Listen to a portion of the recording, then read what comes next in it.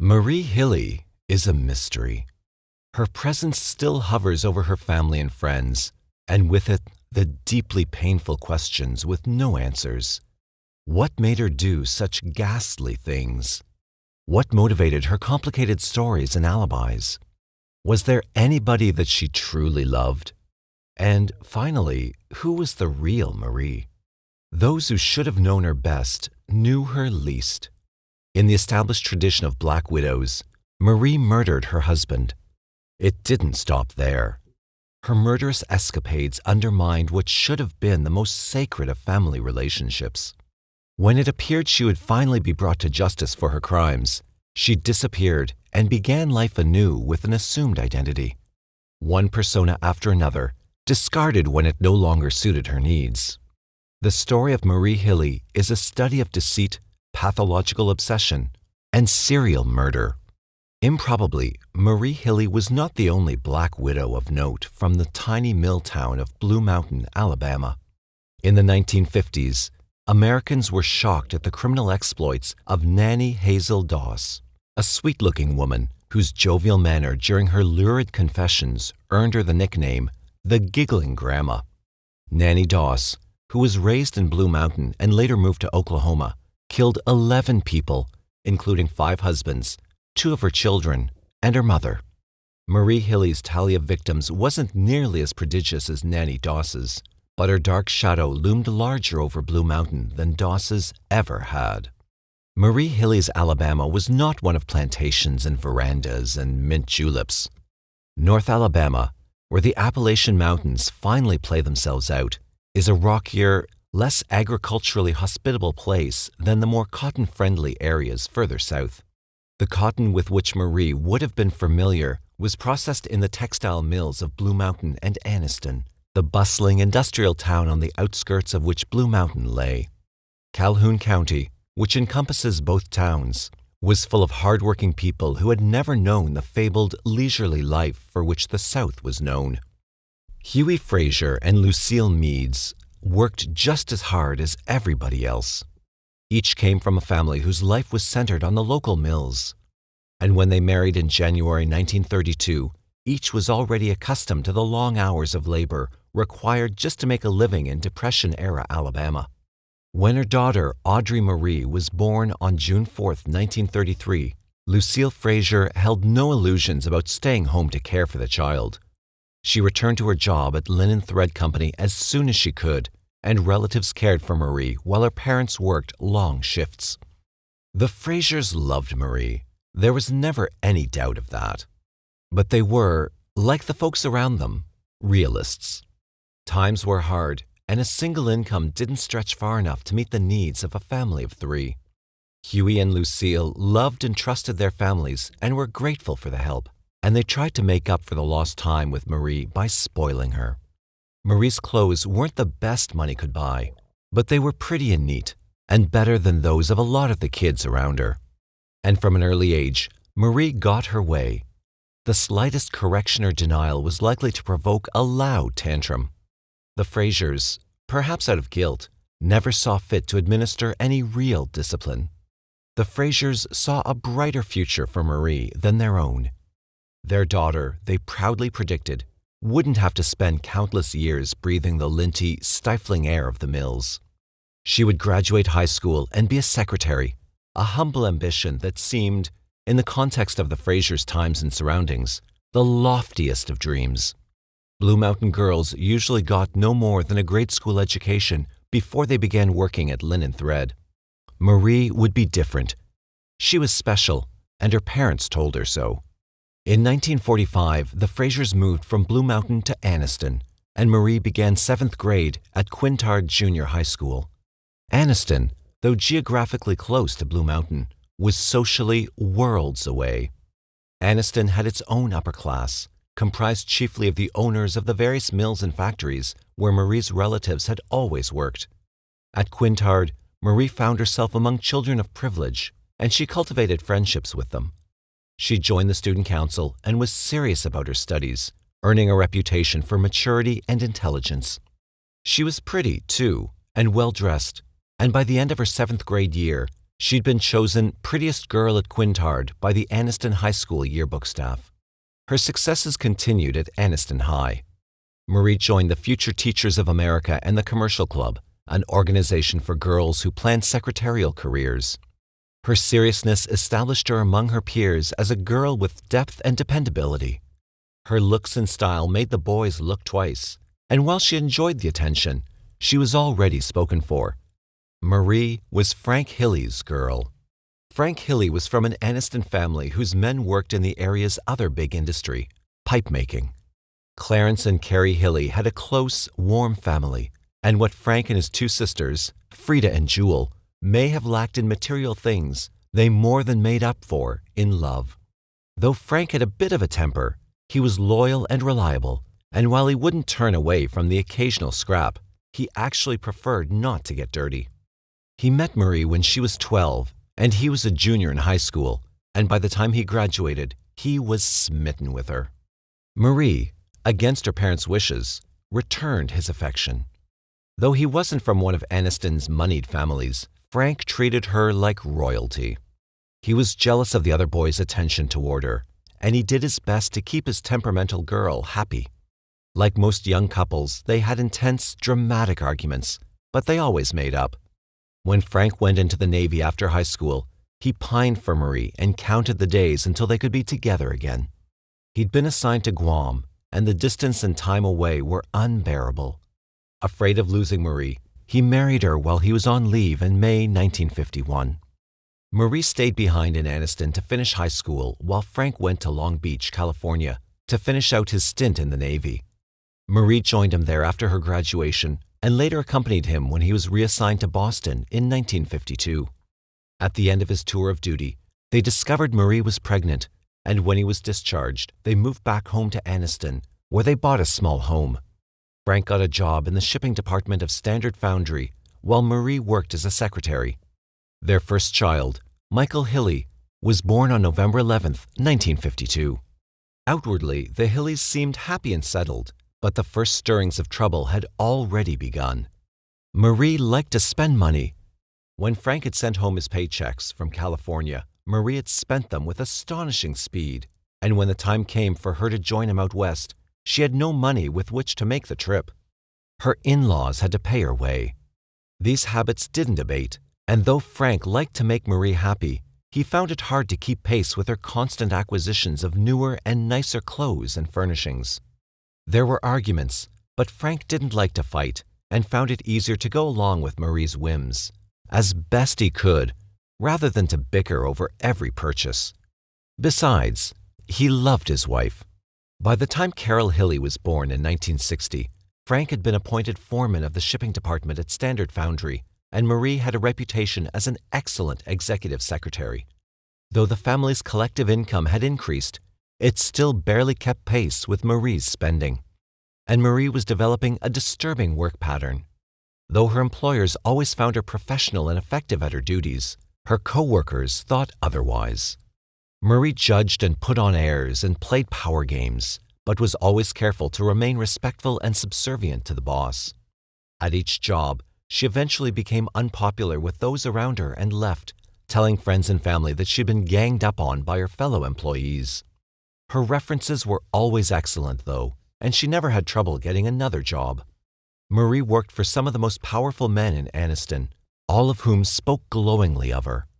Later, Frank Hilley would find out one of the reasons why.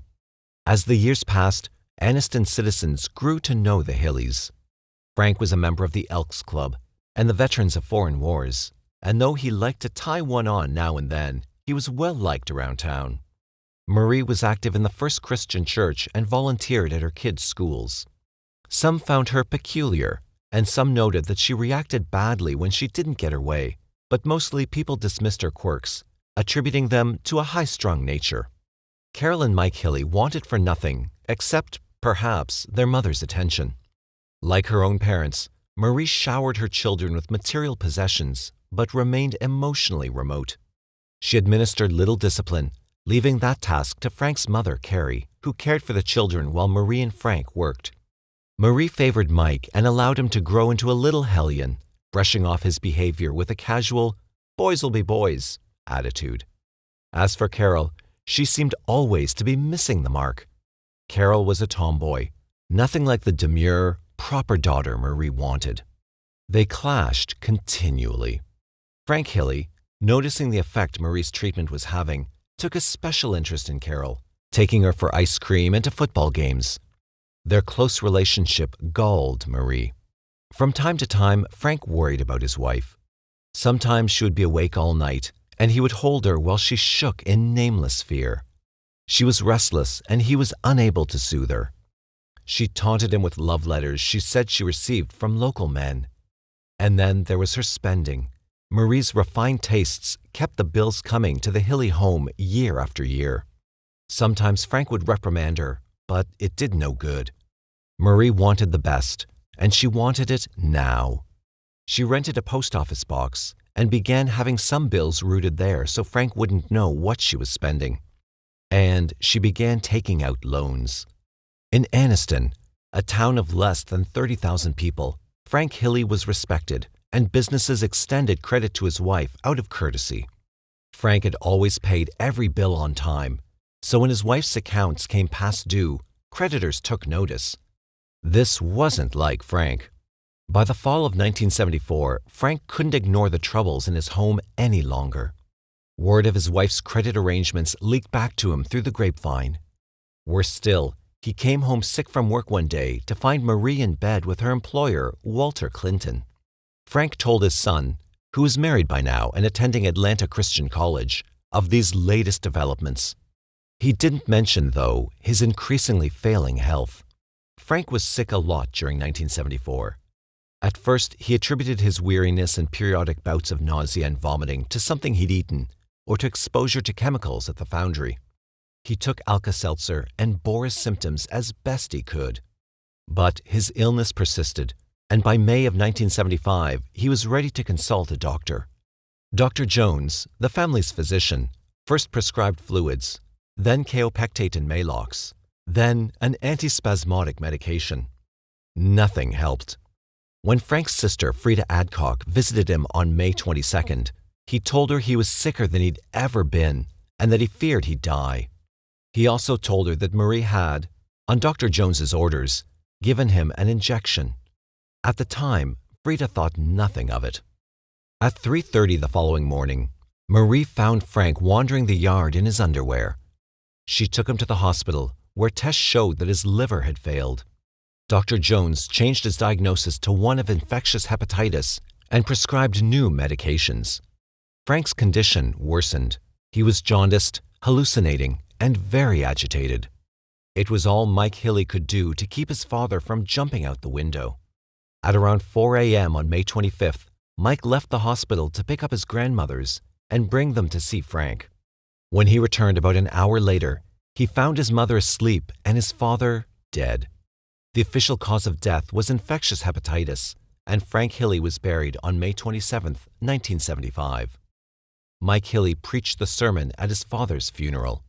Frank Hilley's autopsy report stated that he died of natural causes, so Marie had no trouble collecting on the life insurance he'd bought through Standard Foundry. The total of Frank's policies was around $31,000. Not enough to make a woman wealthy, but still a nice windfall. Marie began spending. For herself, she bought a car, clothes, and jewelry. Her mother, Lucille, got a diamond ring. Mike and his wife, Terry, received appliances and clothes, while Carol Hilley got a car, a stereo, furniture, and countless other gifts. But those closest to Marie noticed that the constant acquisitions did nothing to quiet her increasing restlessness. Marie was dissatisfied. She complained to several people that no one in her family loved her, least of all Carol, with whom she was constantly engaged in a battle of wills. She complained about her boss and her job, and about a string of petty thefts at her home she said began before Frank's death. Marie gathered her family about her. Lucille had been diagnosed with cancer soon after Frank died, and Marie brought her into her home to care for her. She also extended an invitation to Mike and Terry for them to live with her. Mike had a job as an assistant pastor at Indian Oaks Church and appreciated his mother's offer, relishing the idea of having his family close while he began his career in the ministry. He and Terry accepted, but soon regretted their decision. Marie and Carol fought constantly, and his mother's demands for his time and attention wore Mike down. On top of that, Terry was often ill with stomach trouble. During the time she and Mike lived with Marie, Terry was in the hospital 4 different times and had a miscarriage. Her health problems only added to the tension in the Hilley home. He and Terry found an apartment, but the night before they were set to move out, Marie's house caught fire. Marie, Lucille, and Carol moved into the new apartment until repairs could be completed. When the time came for them to move back home, the apartment next door to Mike and Terry's caught fire, forcing the couple to move back in with Marie until they could find new housing. When they finally succeeded in moving away from Marie, a strange new series of events began. Lucille Fraser died in January 1977. In the following months, the Anniston Police Department became increasingly familiar with Marie Hilley. The petty thefts had continued, she told police. She reported gas leaks and claimed she found a small fire in her closet late one night. Neighbor Doris Ford, to whose house Marie had a key, found a similar fire in her own hall closet but had no idea who could have set it. Both Marie and Doris Ford reported harassing phone calls. Police responded to dozens of complaints from both Marie Hilley and Doris Ford. Every officer was familiar with Marie, and at least one took that familiarity a few steps further. Officer Billy Atherson fell for the beleaguered but charming widow, and the two began a sexual relationship. Increasingly restive, Marie, with Carol in tow, moved in with Mike and Terry in their new home in Pompano Beach, Florida. It was 1978, and Carol had just graduated from high school. Marie got an office job and returned home late most nights, but her nervous presence and well-established spending habits made life difficult in the Hilley home. Upon her arrival in Pompano Beach, she had run up $600 worth of charges on Mike's Visa card, saying she would reimburse him later. She and Carol still fought. Though Marie occasionally helped with household chores and with Mike and Terry's new baby, they were relieved when she and Carol moved back to Anniston after a few months. Meanwhile, Marie had been buying insurance. There were several policies, including fire insurance, cancer coverage, and life insurance coverage on herself. But Marie also insured the lives of her children. Mike was insured for $25,000, while Carol, through 2 policies, was insured for $39,000. Upon their return to Anniston, Marie and Carol moved in first with Frank's sister Frida, then with his mother Carrie Hilley. The strange occurrences began again: small fires, cut phone lines, and, increasingly, a tendency in Carrie Hilley towards nausea and vomiting. Marie got a job at Dresser Industries and also worked nights for Harold Dillard, the owner of a local construction company. She also began a manipulative, twisted affair designed to bring Dillard under her spell and make him leave his marriage. Almost simultaneously, she began another affair with Calvin Robertson, an old school friend who had long since relocated to San Francisco. She told Robertson that she had cancer and couldn't afford the treatments she needed. He sent money, and she soon returned news that she'd been cured. When he came to visit her in Anniston, he was like a schoolboy, and by the time he left, he was convinced he would die for Marie Hilley. He wasn't ready to leave his wife quite yet, though. Carol Hilley first became ill in April 1979. Now 19 and a freshman at a nearby college, she returned to her high school for its annual junior-senior prom. The night's festivities included the usual young adult diversions: food, drink, a little marijuana, and as the party wore on, Carol became nauseated. It wasn't serious enough to impinge upon her gaiety, so she ignored it, concentrating on having a good time. The following day, though, the nausea returned with a vengeance. Carol left church services early and vomited in the parking lot. On returning home, she discovered that her grandmother, Carrie Hilley, was in the hospital after fainting at church. Carol accompanied Marie to the hospital, where she was sick all afternoon. After that, Carol Hilley would not be completely well again for a long, long time. Over the summer, she grew sicker and weaker. But she was still feisty, and although she was becoming increasingly dependent on Marie's care, she insisted on moving into her own apartment. Marie was a constant presence there, expressing concern and acting as Carol's caretaker. She administered Carol's various medicines and cooked for her. She took her to several doctors, none of whom was able to explain with any certainty what Carol's torturous symptoms meant. The nausea and vomiting, now almost constant, were accompanied by tingling sensations in her hands and feet and ever-worsening muscle weakness. Lieutenant Gary Carroll had grown familiar, even friendly, with Marie Hilley in 1977 when she'd been in almost constant contact with the Anniston Police Department with reports of suspicious fires and phone calls. From his dealings with her, he had sized her up as a financially and emotionally troubled but likable widow. Now he was heading her investigation. On September 26th, he conducted and taped a 2-hour interview with Marie. Mostly, she dodged accusations and tried to lay blame and suspicion elsewhere. But with careful questioning, Carol got her to admit that she'd given Carol injections both at home and in the hospital, and that she'd also given her mother injections.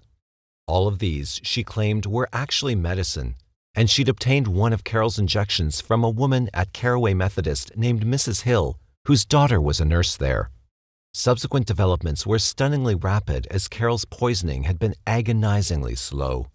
Frank Hilley's body was exhumed on October 3, 1979. 3 days later, Frida Adcock searched the house where Marie and Carol had lived with Carrie Hilley and found a pill bottle half full of liquid. Tests proved the liquid was arsenic. Arsenic was also found in a pill bottle Marie had in her purse when she was arrested. Evidence mounted, and Marie was charged with the attempted murder of her daughter. Meanwhile, the toxicology reports from Frank Hilley's exhumation came back. Arsenic was present in his tissues at many times the normal level, though it was too soon to tell conclusively if the poison had been the cause of his death. The day after the toxicology reports were released, Lucille Fraser's body was exhumed.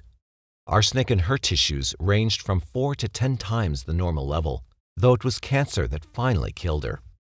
Marie's bail was remarkably low, considering the seriousness of the main charge against her.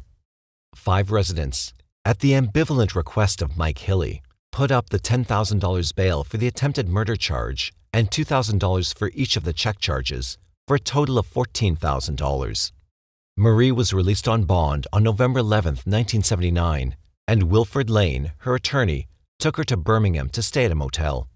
In the coming days, she claimed she was afraid of reprisals from Frank's sisters and asked to be moved to another motel, from which she made numerous phone calls to Mike and other relatives asking for money. On November 18th, when Wilfred Lane and his wife came to the motel to visit Marie, they discovered she was missing. Marie's clothes were strewn about the room, her suitcase lay on the floor, and her purse had been emptied onto a bed. All that seemed missing were her wallet, credit cards, and checkbook. A note scrawled on motel stationery read, "Lane, you led me straight to her. You will hear from me." On that same day, Carrie Hilley died of cancer in Anniston. Tests done on strands of her hair in the previous weeks had indicated elevated arsenic levels. Marie Hilley was now suspected of poisoning at least 4 people. Marie's trail went cold almost immediately. On November 19th, Margaret Key, Marie's aunt, found that her house had been burglarized. Her car was missing, as were some clothes and a suitcase. A note at the scene said the car could be found in nearby Gadsden, and that the burglars would not bother Margaret Key anymore. The car was found a few days later in Marietta, Georgia. The FBI then joined the pursuit, tracking Marie from Marietta through Georgia to Savannah, where she was reported to have left a motel with a man. After that, there was nothing. Most fugitives are eventually apprehended because of their old habits. Something or someone in their past draws them to someplace familiar, where police, having studied the fugitive's history, are waiting. Marie had no sentimental ties to bind her. She just disappeared. Back in Anniston, the final toxicology reports from Frank Hilley's exhumation had come in. Marie was indicted on January the 11th, 1980, for the murder of her husband.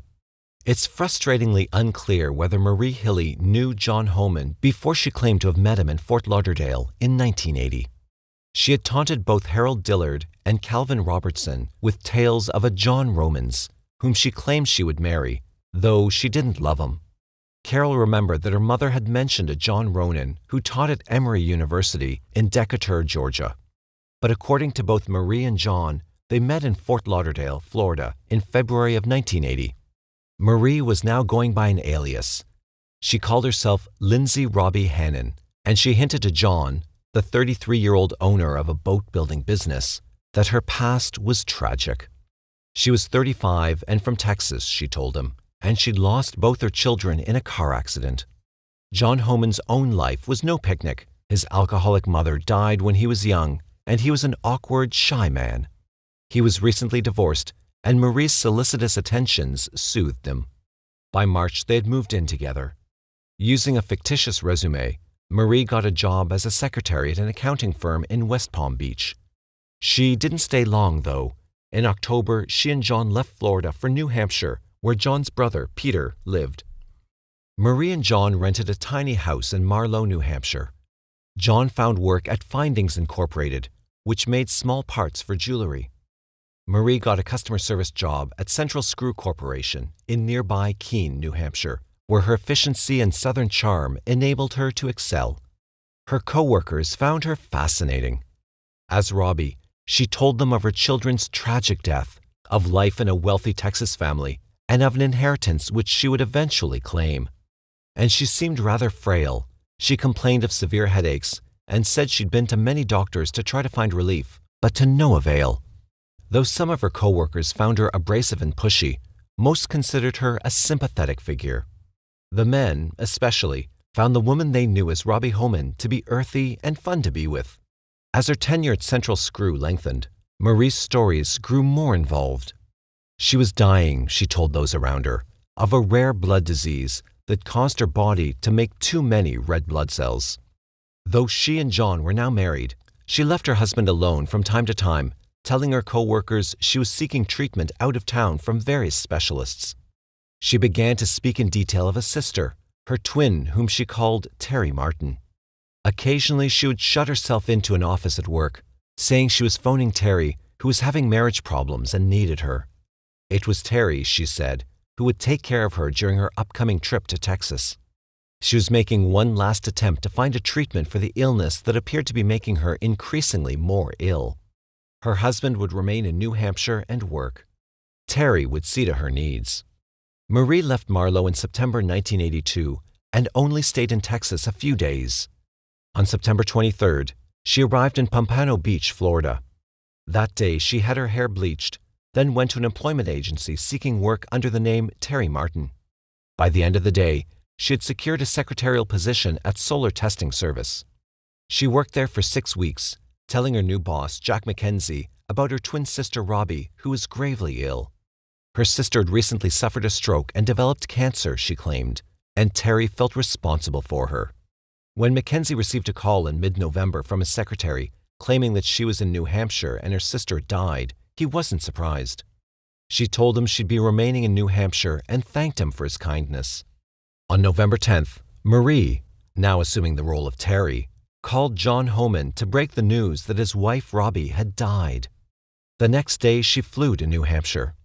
John Homan claims to have believed Marie Hilley's new ruse until the moment she was apprehended. Her hair was still bleached, and during her stay in Florida, she had lost quite a lot of weight. As Terry, she carried herself differently, so it's at least somewhat believable that John, insecure and highly suggestible, was fooled. The day after her arrival, she and John went to the office of the Keene Sentinel to place Robbie Homan's obituary. The short piece contains several fabricated details, which would finally be Marie's undoing.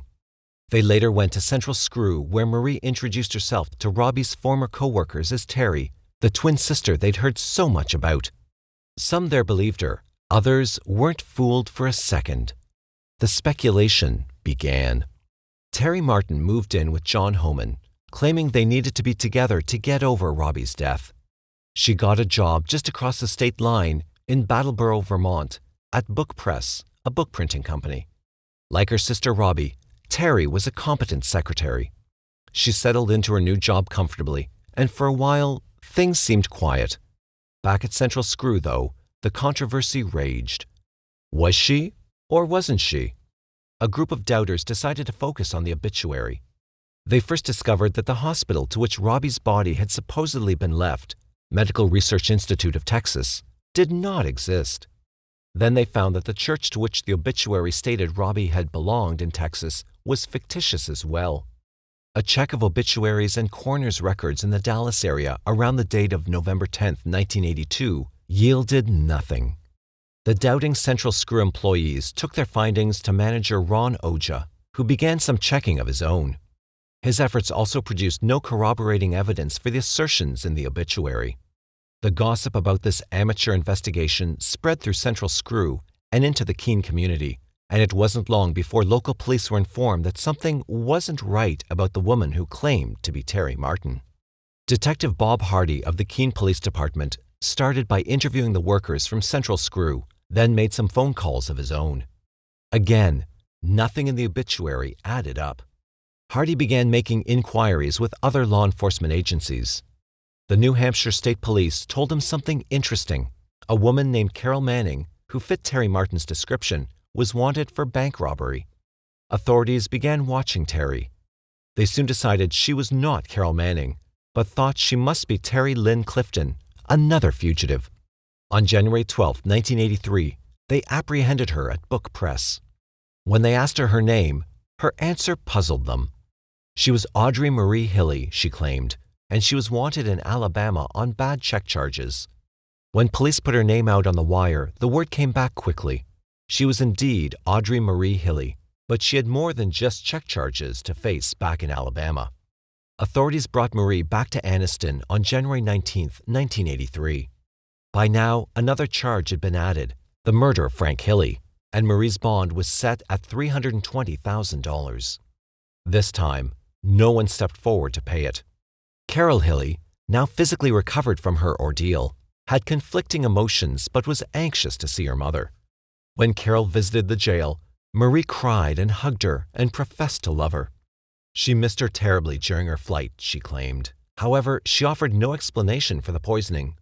After that first visit, Marie and Carol saw each other often and spoke on the phone frequently. Carol wanted badly to believe that her mother had never meant to hurt her, which worried prosecutors. They needed Carol's testimony. Judge Sam Monk presided over the trial. Assistant District Attorney Joe Hubbard was the prosecutor, and Wilfred Lane and Thomas Harmon defended Marie. From the beginning, it was obvious that the defense was going to sully Carol's reputation, to make her seem unstable enough to poison herself. "We expect," Harmon said, "the evidence to show that Carol Hilley had used drugs extensively, and that Carol Hilley is, in fact, either homosexual or has engaged in homosexuality. In addition, we expect the evidence to show that Carol Hilley has, on at least 3 occasions, attempted suicide." Carol's performance under cross-examination, though, was admirable. Yes, she had smoked pot, but no, she wasn't a drug addict.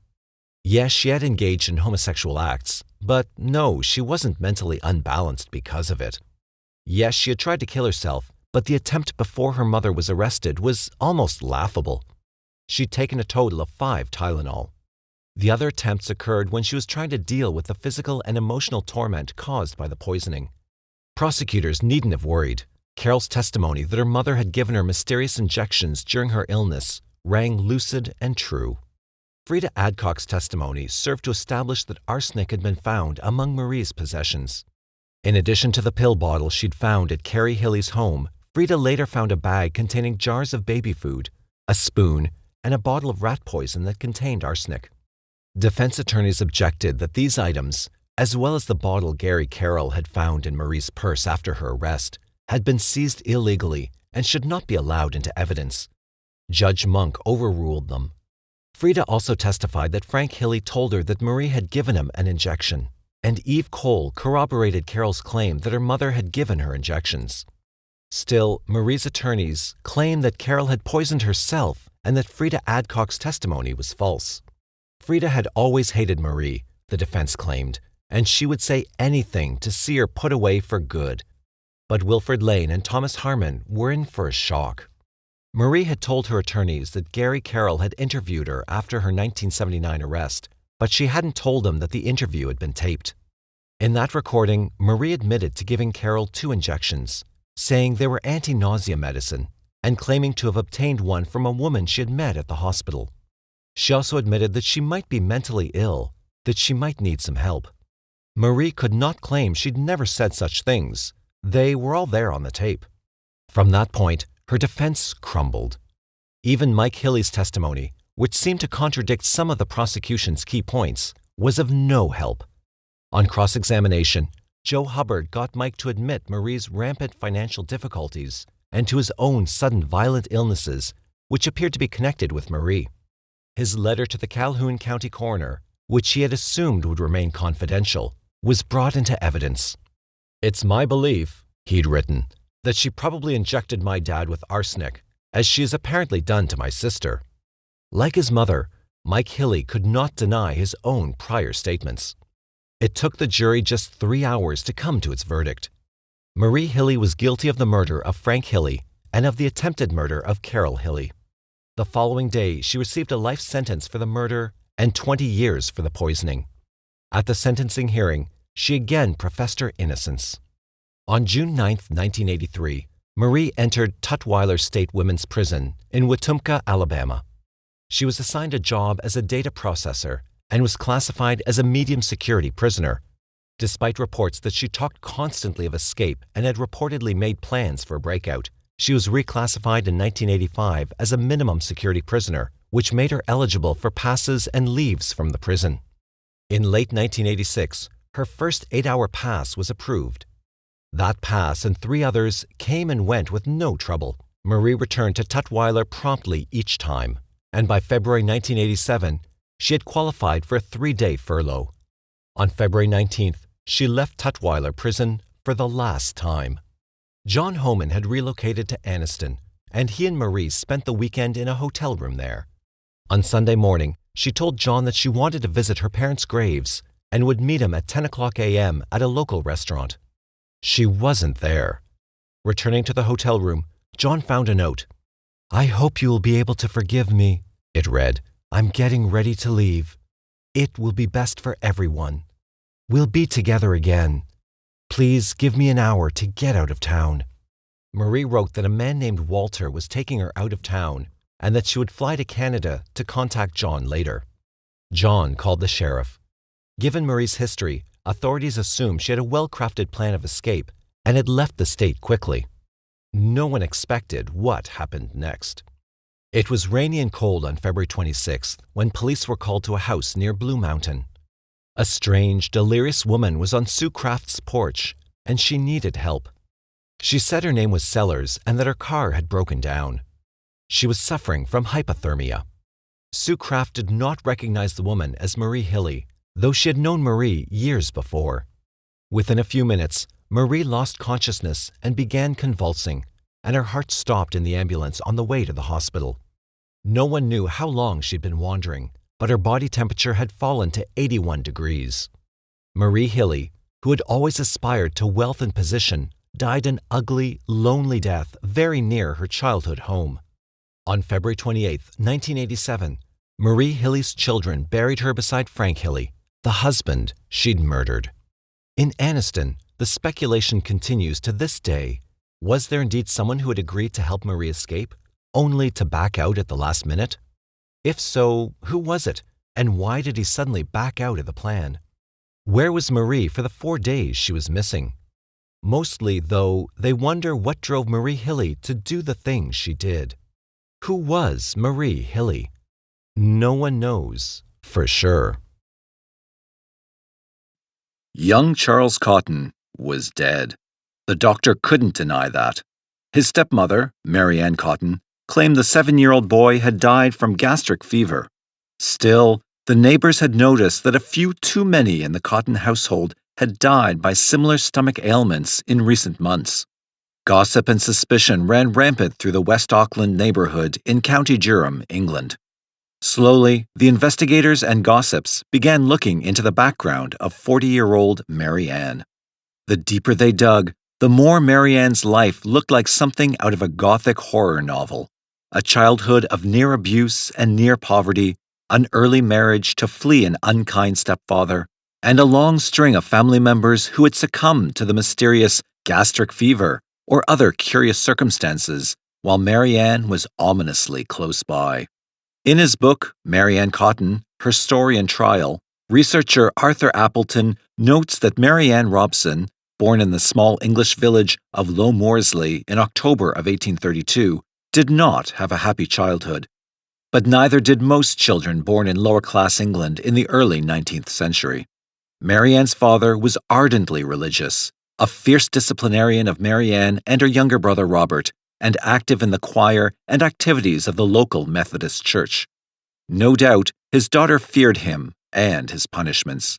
When Mary Ann was 8, her parents moved the family to the town of Merton, and her father continued working in the mines until one day, about a year after their move, when he fell down a mine shaft to an early death. As Dickens would repeatedly chronicle in his classic writings, life for a lower-class family, especially one headed by a newly widowed woman, was extremely harsh in 19th century England. The specter of being sent to a workhouse or being separated from her mother and brother cast dark shadows over Mary Ann's girlhood and was the cause of many nightmares. Mary Ann never went into the workhouse, however, because her mother remarried. Her new stepfather did not like Mary Ann, and the feeling was mutual. Mary Ann began looking for an escape from her childhood home, although she owed one thing to her stepfather. His salary had kept her and her family from becoming homeless and destitute. At an early age, Mary Ann learned to avoid the miserable fate of her nightmares, and she had to keep a steady flow of money coming her way, no matter what the method. Perhaps partly to escape the daily life with her stepfather, Mary Ann left home at the age of 16 to work as a servant in a prosperous household in South Hetton. Mary Ann's work quality caused no complaint, although she began what would become a life riddled with sexual scandals.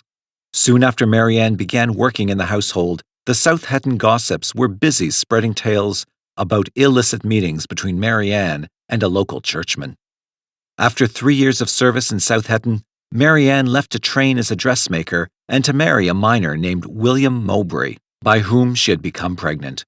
After their wedding in July of 1852, the newlyweds moved around England as William got work at various mining sites and on railroad construction projects throughout England. In the first 4 years of their marriage, William and Mary Ann had 5 children, although 4 of them died in infancy or soon after. Even though child mortality rates were high at the time, this was a bit extreme. However, Mary Ann and William were probably viewed as particularly unlucky parents, suffering from grievous personal losses. Mary Ann and William did not have a happy marriage. They frequently argued about money, as Mary Ann was still obsessed about never becoming poor. The quarrels grew so heated that William, in an apparent attempt to get some peace, landed a job on the steamer Newburn out of Sunderland and was often away from home. Mary Ann and the surviving children followed him and took up residence in Sunderland, and the number of her children lost to indefinable illnesses continued at an alarming rate. In January of 1865, William returned to the house to nurse an injured foot, and Mary Ann helped him recover. Later that month, despite a doctor's care, William died from a sudden intestinal disorder, which he had not shown evidence of before benefiting from Mary Ann's care. Soon after William's death, the doctor went to the Mowbray house to console the grieving widow, but was surprised to find Mary Ann dancing around the room in a new dress she had bought with the money from William's life insurance. Soon after William Mowbray's death, Mary Ann moved her remaining children to Seaham Harbour, where she struck up a relationship with Joseph Nattrass, a local man who was engaged to another woman. Apparently unable to break up the engagement, Mary Ann left Seaham Harbour after Nattrass's wedding and after bearing her 3.5-year-old daughters, leaving her with 1 living child out of 9 she had given birth to. Nattrass would reappear in Mary Ann's life several years later. Mary Ann decided to return to Sunderland and found employment at the Sunderland Infirmary, House of Recovery for the Cure of Contagious Fever, Dispensary, and Humane Society. Her remaining child, Isabella, was sent to live with her maternal grandmother and would remain in her grandmother's care for more than 2 years. At the Sunderland Infirmary, Mary Ann kept the wards clean with a mixture of soap and arsenic, and the infirmary staff admired her diligence and friendliness with the patients. She chatted with many of them, but one in particular, Engineer George Ward, took a fancy to Mary Ann. Soon after he was discharged from the infirmary, he and Mary Ann were married at a church in Monk Wearmouth in August of 1865. Although now settled into a new marriage and a steady household, Mary Ann did not fetch Isabella from her mother's house. Despite having been released from the infirmary, George Ward developed health problems soon after marrying Mary Ann, and despite various treatments by his doctors, he died in October of 1866 after a long bout of paralysis in his limbs and chronic stomach problems.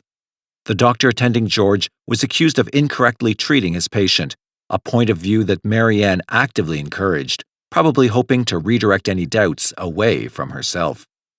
Much later, at Mary Ann's trial, people would wonder why nobody became suspicious of this woman who left a trail of husbands and children dead from startlingly similar illnesses over a very short time. But as Mary Ann had different doctors attend to her dying family and frequently relocated, suspicions were never built in a single community. According to her pattern, after George Ward's death in Sunderland, Mary Ann needed to move on. Pallian shipwright James Robinson needed a housekeeper to care for his house and children after the death of his wife, Hannah. In November of 1866, Mary Ann applied for the position and was hired.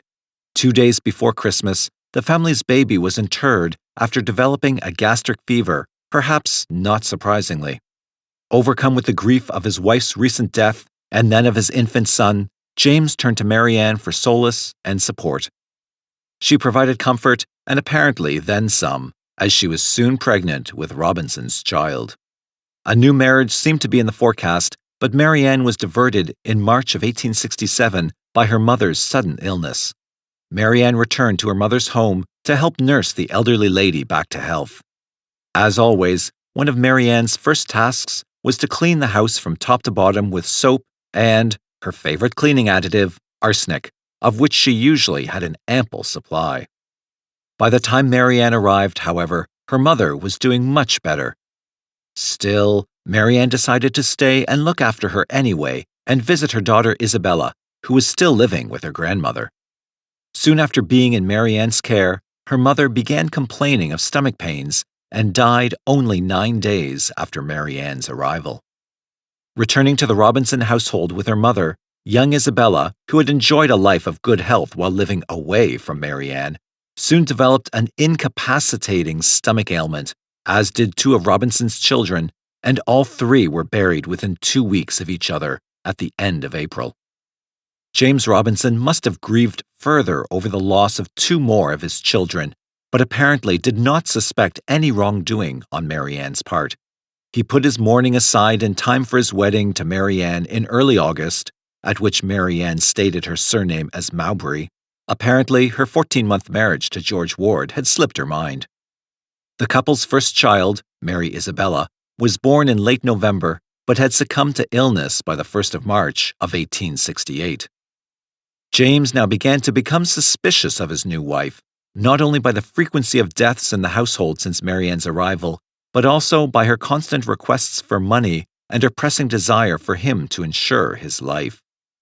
Always punctual in his household finances, James was surprised when he received letters from his building society and his brother-in-law detailing debts Mary Ann had run up without his knowledge. He questioned his remaining children and found that their new stepmother had convinced them to pawn valuables from the house and give her the money. Enraged, he threw Mary Ann out of the house, and she left, taking their young daughter with her. In late 1869, after wandering the streets in a kind of life that Mary Ann had anxiously feared, Mary Ann and her daughter visited an acquaintance. During the course of the visit, Mary Ann asked her friend to watch the girl while she went out to mail a letter. Mary Ann never came back, and the daughter was returned to James on the first day of 1870. After weeks of desperate living, the year 1870 began well for Mary Ann. Her friend Margaret Cotton introduced her to her brother Frederick.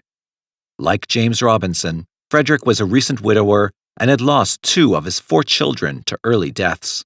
His sons Frederick Jr. and Charles were all that was left of his family. His sister acted as a mother's substitute for the family. However, in late March, she died from an undetermined stomach ailment, which left the opportunity wide open for Mary Ann to console the grieving Frederick. In an echo of her relationship with James Robinson, she was soon pregnant with Frederick's child. In September of 1870, Marianne again signed the register as Marianne Mowbray, ignoring the fact that her surname was legally Robinson and that she was not divorced from James, who was very much alive. Marianne added bigamy to her growing list of crimes. She quickly set up housekeeping in Cotton's house and just as quickly ensured the lives of Frederick Cotton and his 2 sons.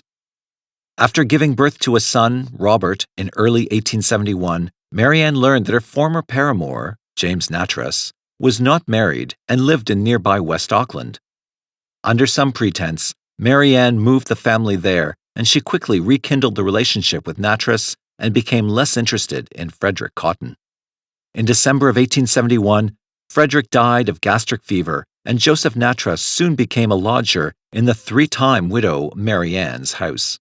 To keep her fears at bay and to keep money coming in, Marianne worked as a nurse to John Quick Manning, an excise officer recovering from smallpox. Marianne apparently saw Quick Manning as a better match than Nattrass and soon became pregnant by him. A marriage to Quick Manning was hindered by the presence of the remaining Cotton household, so Marianne apparently went to work quickly, and Frederick Jr. died in March of 1872, and the infant Robert soon after. Upon the death of her infant, Marianne stated that she did not want to bury the baby immediately because Joseph Nattrass had also become ill with gastric fever, and she would wait and handle both burials at once. Nattrass obligingly passed away soon after Robert, but not before revising his will to leave everything to Marianne. Only one of her husbands, James Robinson, had escaped a relationship with Marianne with his life. Other husbands, children, and most stepchildren had succumbed to gastric fever or stomach ailments, except for young Charles Cotton and Robinson's children. The Robinson children were safely away from Marianne's motherly care, but the insurance policy Marianne had taken out on Charles's life still waited to be collected. In late spring of 1872, Marianne sent Charles to a local chemist to purchase a small quantity of arsenic. The chemist refused to sell the poison to anyone under the age of 21, as was the law. Undeterred, Marianne asked a neighbor to purchase the substance, and in July, Charles died of gastric fever. But Marianne had either been in the West Auckland area too long, or the neighbors were more readily skeptical, because suspicions were immediately aroused in neighbors and physicians. The first person Marianne told about Charles's death was Thomas Riley, a minor government official that she had consulted previously about the possibility of sending Charles into a workhouse. Riley had said that it would only be possible if she went with him, which she declined. She told Riley that the boy was in the way of a marriage with Quick Manning and predicted that, "I won't be troubled long. He'll go like all the rest of the Cotton family." Riley said the boy appeared completely healthy, so he was surprised when Marianne stopped him only 5 days later to say that young Charles had died. Riley went to the village police officers and a doctor and outlined his growing suspicions. The doctor was similarly surprised to hear of the news, as he and his assistant had tended to Charles 5 times during the previous week and had detected nothing dire, let alone life-threatening, in the young boy. Riley convinced the doctor to delay writing a death certificate until he could look into the situation further. Instead of fetching the doctor after the boy's death, Marianne hurried to the insurance office to collect on Charles's policy. She learned that they would not issue the money until they had a death certificate, so she returned home to get the document from the doctor. Instead of receiving the certificate, Marianne received the startling news that she would not be receiving a signed death certificate until after a formal inquest was held. A brief inquest was held, and initial evidence did not indicate death by unnatural causes. Angry at Riley for initiating the investigation, Marianne told him that he could be responsible for Charles's burial costs. The young boy's internment would most likely not have been the end of the story, and Marianne would have gone on with her plan to marry Quick Manning and probably continue obtaining insurance monies from other gastric fever victims. But the local newspapers latched on to the story. They reported on the inquest and alluded to the neighborhood gossip that Marianne was an active poisoner. These reports fanned the fires of rumors and hearsay, and the feeling toward Marianne within West Auckland became bitter and suspicious.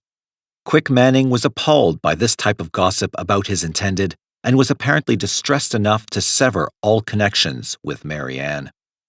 Mary Ann began preparations to leave the area, although her friends warned her that it would look suspicious if she did.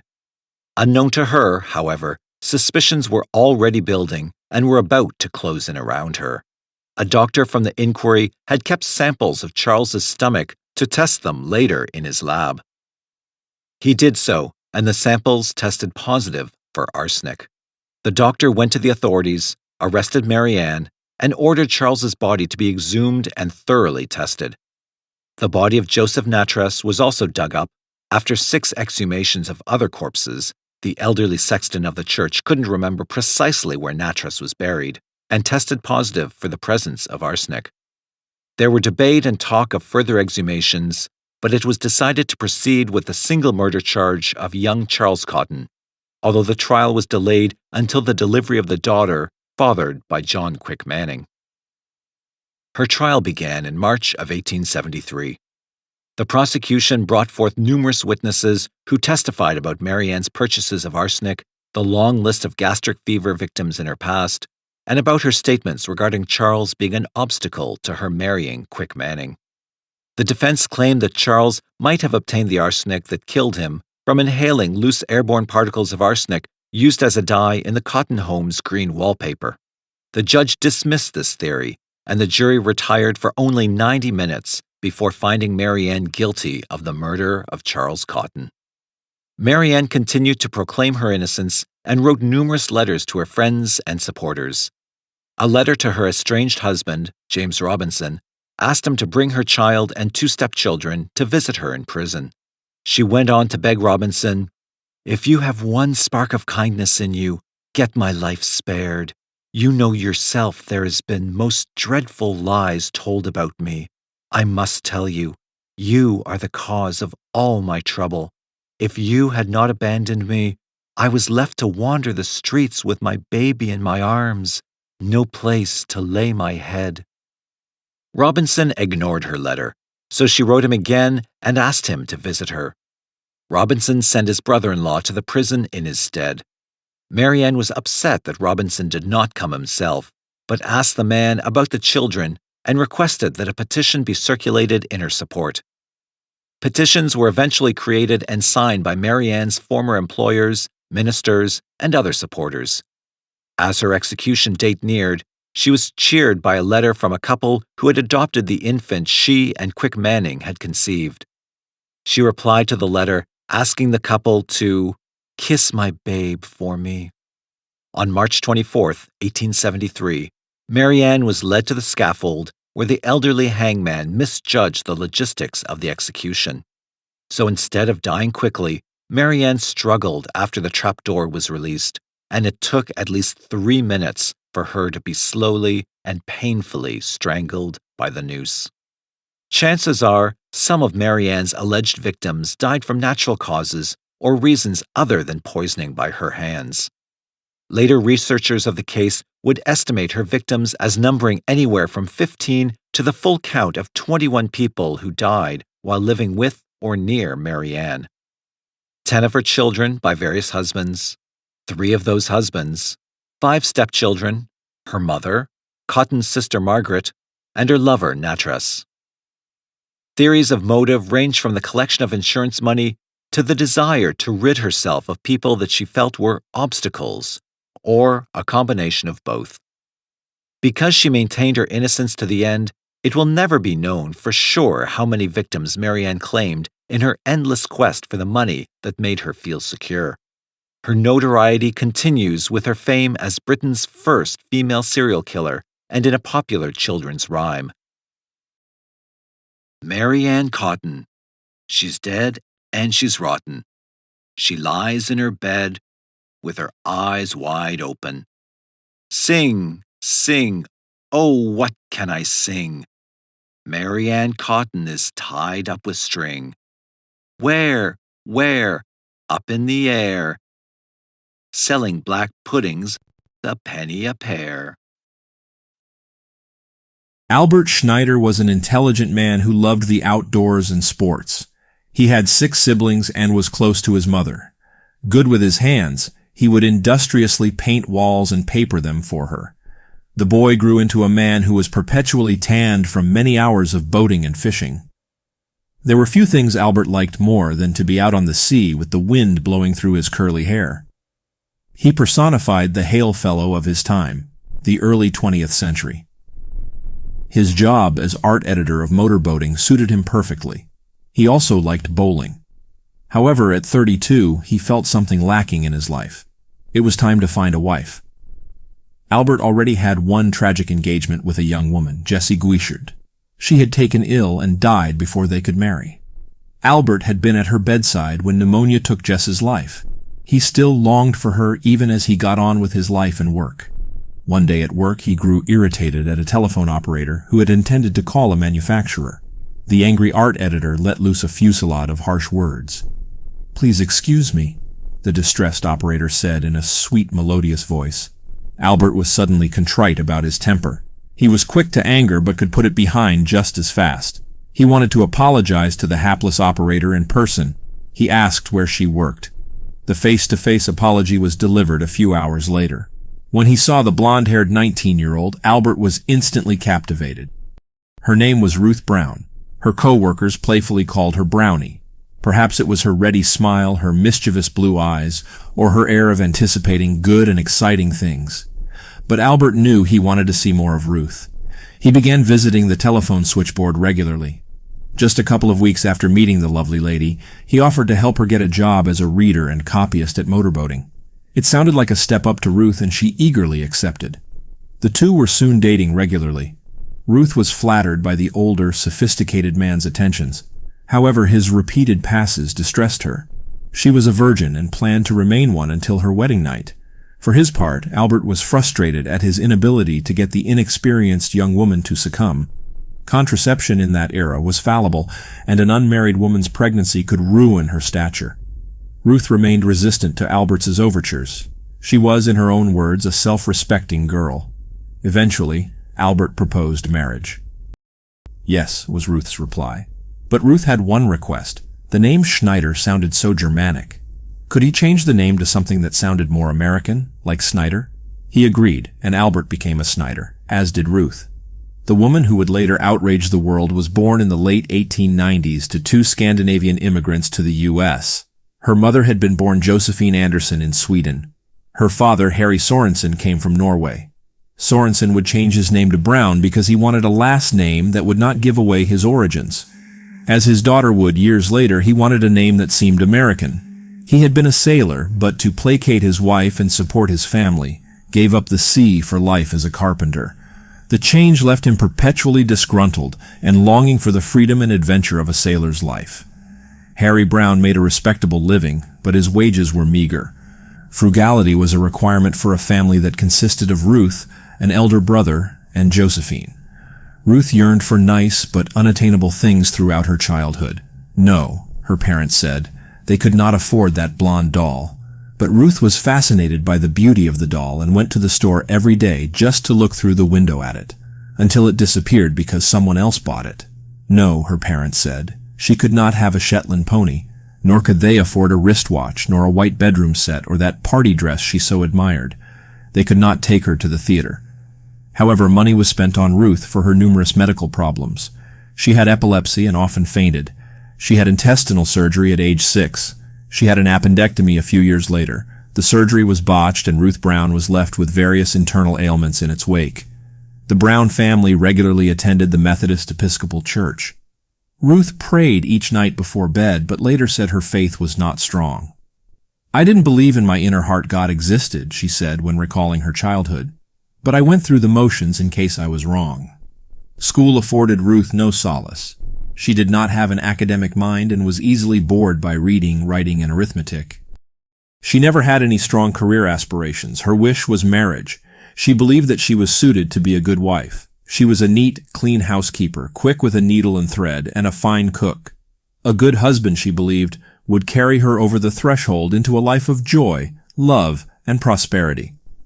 Ruth's marriage would not be the dull, banal union of her parents. For one thing, she was a real American, born in a time of optimism. She would find a man who would provide her and their children with the finer things in life. However, she was realistic enough to realize that she would have to get a job while she was single. A training course at the New York Telephone Company accepted her. Ruth was assigned to the night shift where she worked for 2 years until she married Albert. She happily quit New York Telephone. The marriage was troubled from the start. Their age difference may have been part of the problem. Albert just did not have the energy to attend the social events that Ruth so enjoyed. She kept house and served him tasty meals, but Albert wanted more. He wanted someone with whom he could discuss issues and share ideas. Ruth found books and art dull. Why, he wondered, couldn't she be more similar to his beloved Jessie? Why couldn't Ruth take an interest in culture? She always wanted to play bridge or jitterbug and listen to Cole Porter tunes. Ruth also did not share 2 of Albert's other passions, sailing and hiking. For her part, Ruth felt as if she had kissed Prince Charming only to have him become a frog. She could not comprehend his cerebral conversations, nor did she want to. Another problem was that Ruth was becoming increasingly jealous, but her rival was a memory, the dead Jessie Guichard. Albert wore a necktie pin with the initial JG, his sailboat was the Jessie G. Worst of all, perhaps, was that their home had a large picture of Albert's dead fiancée in the living room. There were also many smaller reminders of Jessie, including a photo album devoted to her. Jealousy occasionally got the better of Ruth, and she removed the portrait. But that always led to an intense fight with Albert, who demanded that it be rehung. Then Ruth received what to her was good news. She was pregnant. Albert was not pleased. He had not wanted children. Ruth couldn't understand his attitude. Wasn't one of the main reasons people marry so they can have a family? He was even more disappointed when the child was born and it was a girl. Ruth named her daughter Lorraine. The baby drove the couple further apart. Albert did not share Ruth's interest in the infant, and he did not like being bothered by early morning crying and the smell of diapers. Albert also thought childbirth had ruined Ruth's figure. The family moved from neighborhood to neighborhood in New York City. Then in 1923, they settled into Queens Village. At each residence, Jessie Guichard's portrait had a prominent display. The Queen's home was 2.5 stories, painted muted pink with green trim. 2 maple trees stood in the yard. To the right of the house was a driveway leading to a garage in the back. Eventually, a makeshift bird fountain, constructed out of a large saucepan and a pole, sat in the backyard. Lorraine Snyder would spend much time replenishing the pan and calling to birds. At a certain point, Ruth's mother, Josephine Brown, moved into the Snyder home. Ruth now had a babysitter for her daughter. The extroverted Ruth began attending more parties and socials. Delighted by her high spirits, friends nicknamed her Gay Tommy. The word gay did not have its contemporary meaning in that era. One afternoon, when Ruth was lunching with a friend at Henry's, a Swedish restaurant, enjoying a smorgasbord, the friend introduced her to Judd Gray, a slender, bespectacled corset salesman with a chin cleft. Now 32, Ruth was concerned about her figure. She had a tendency to put on weight and may still have been self-conscious about the thickening effect of childbirth on her waistline. Smiling, she asked to see some of Judd's wares. Judd Gray was born in Cortland, New York, in 1882. His family moved to New Jersey when Judd was a toddler. Both parents loved him, but Judd developed a tight bond with his mother. He developed a fondness for reading and for sports, especially tennis and football. He regularly went to church with his family. He went to high school for 2 years, then dropped out because he had a bad bout with pneumonia. He did not want an education. He wanted a job. At first, he worked with his father in the jewelry business. Dissatisfied, he found a job with the Bien Jolie Corset Company. At the age of 22, Judd married Isabel. She had been his girlfriend since he was 16.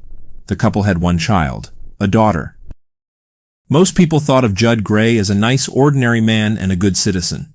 He liked to play golf and bridge and drive his automobile. Judd was a good and reliable worker for the Red Cross in World War I.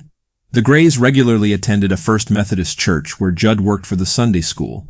He belonged to the Orange Lodge of Elks. He was also a member of the corset salesmen of the Empire Club. Judd's wife Isabel was shy and self-effacing. Several of Judd's work colleagues were surprised to learn that he was married. Judd later wrote of Isabel and how she could never replace his mother. Isabel, I suppose one would call a homegirl. She had never trained for a career of any kind. She was learning to cook and was a careful and exceptionally exact housekeeper. As I think it over searchingly, I am not sure, and we were married these many years, of her ambitions, hopes, her fears, or her ideals. We made our home, drove our car, played bridge with our friends, danced, raised our child, ostensibly together, married. Never could I seem to attain with her the comradeship that formed the bond between my mother and myself. It was not terribly long after Ruth and Judd met that they were having an affair. Realizing that Judd was a classic mama's boy, Ruth asked him to call her mommy or mama, something he was delighted to do. For Judd, Ruth provided the emotional connection and the physical passion sorely lacking in his marriage with Isabel. For Ruth, Judd was a sympathetic ear on whom she could unburden herself of her frustrations at living with a man who nagged and belittled her and kept his most tender feelings for a dead woman. The couple usually met at the Waldorf Astoria Hotel, where they registered as Mr. and Mrs. Gray. They were such frequent guests that they kept a small suitcase in a hotel locker that included bathrobes, brushes, cards, condoms, pajamas, and slippers. When Judd and Ruth had been drinking, the talk sometimes turned to murder. There are two incompatible versions of how murder first became a topic. Ruth claimed that it was Judd's idea. Judd insisted that Ruth related to him her solitary and unsuccessful attempts to do away with her husband. According to the tale spun by the corset salesman, Ruth confided that she had engineered several accidents for Albert. Once, Albert was in the garage jacking up the Buick to change a tire when the jack slipped. The car fell, and Albert barely missed injury or death. Then he was hit by the crank, knocking Albert unconscious. A third garage accident when his wife bought him some whiskey. The booze made Albert strangely and suddenly sleepy. Very soon he realized that the garage door was closed and he was breathing carbon dioxide. Panicked, he fled from the Buick's underside and escaped. Ruth had 3 different life insurance policies on her husband. One was for $1,000, another for $5,000, and a third for $45,000. The last had a double indemnity clause, meaning that the insurance company would pay $90,000 if Albert's death was accidental. According to Judd, Ruth tricked Albert into signing all 3 documents by telling him the least expensive policy had to be signed in triplicate. The reason she took out the policies, Ruth claimed, was because Judd suggested it and threatened to tell Albert about their affair if she did not comply. Ruth feared that her husband would get custody of their daughter Lorraine, because the courts would look harshly on an adulteress. She also said that Albert was fully aware of the policies and how much they were worth. She did not want to murder Albert, and did not believe Judd would ever do it, even though he talked about it whenever he had been drinking heavily. On the other hand, Judd claimed that Ruth attempted murder 3 more times on her own. Twice she tried to kill him by turning on the gas tap, and once by giving him bichloride of mercury to drink. And on top of all the claims and counterclaims, Judd had one more. He was compelled to shoot Albert because Albert was threatening to shoot Ruth.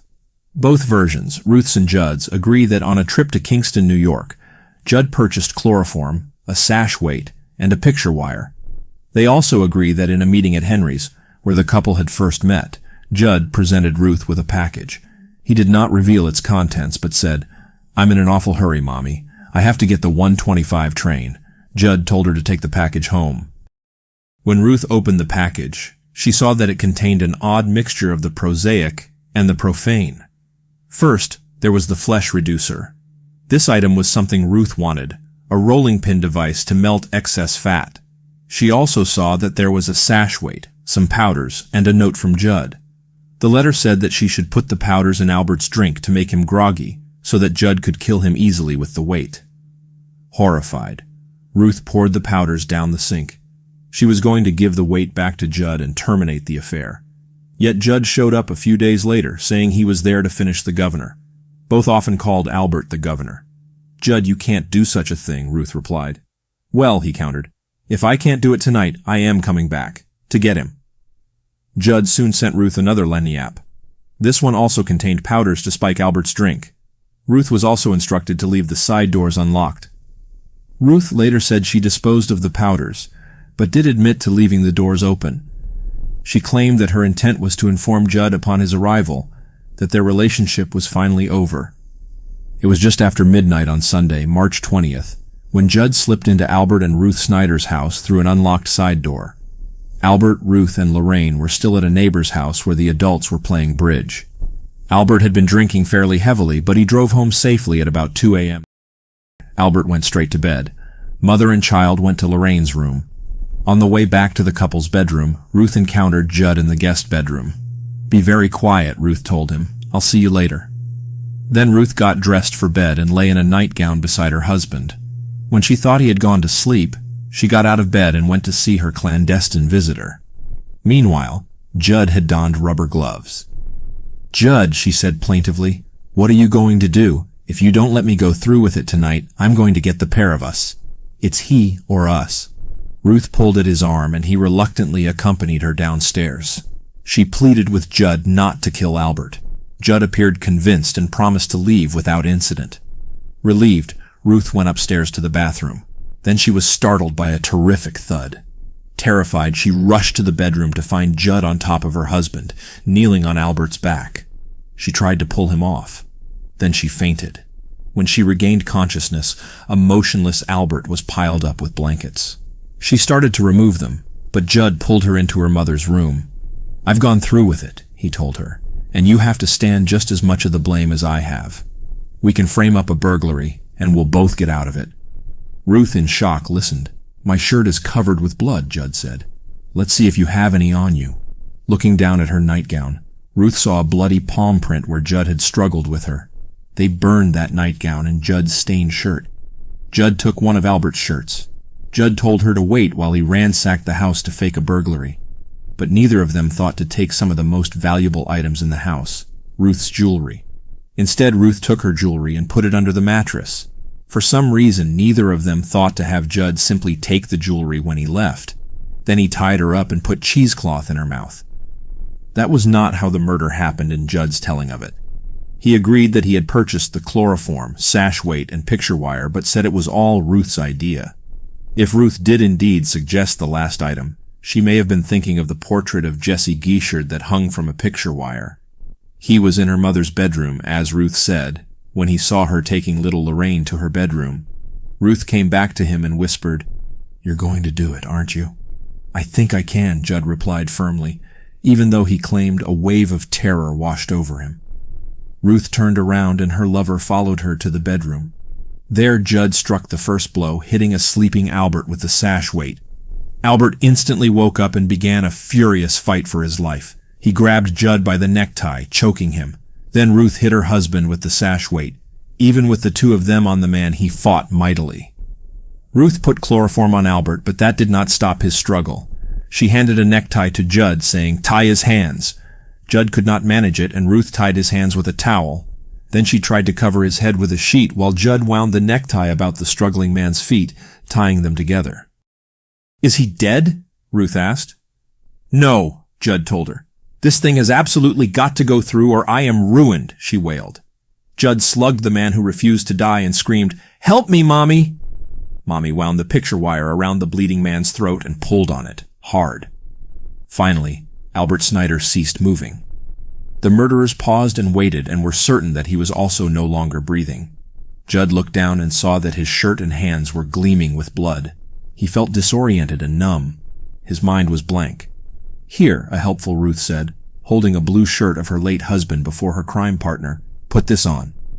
Mechanically, Judd took his shirt off and just as mechanically put this replacement on, slowly buttoning it up. A more efficient Ruth took his blood-stained clothes and hers down to the basement where they were incinerated. He followed her down there and fortified himself with a few drinks. Then he threw things about to simulate a robbery.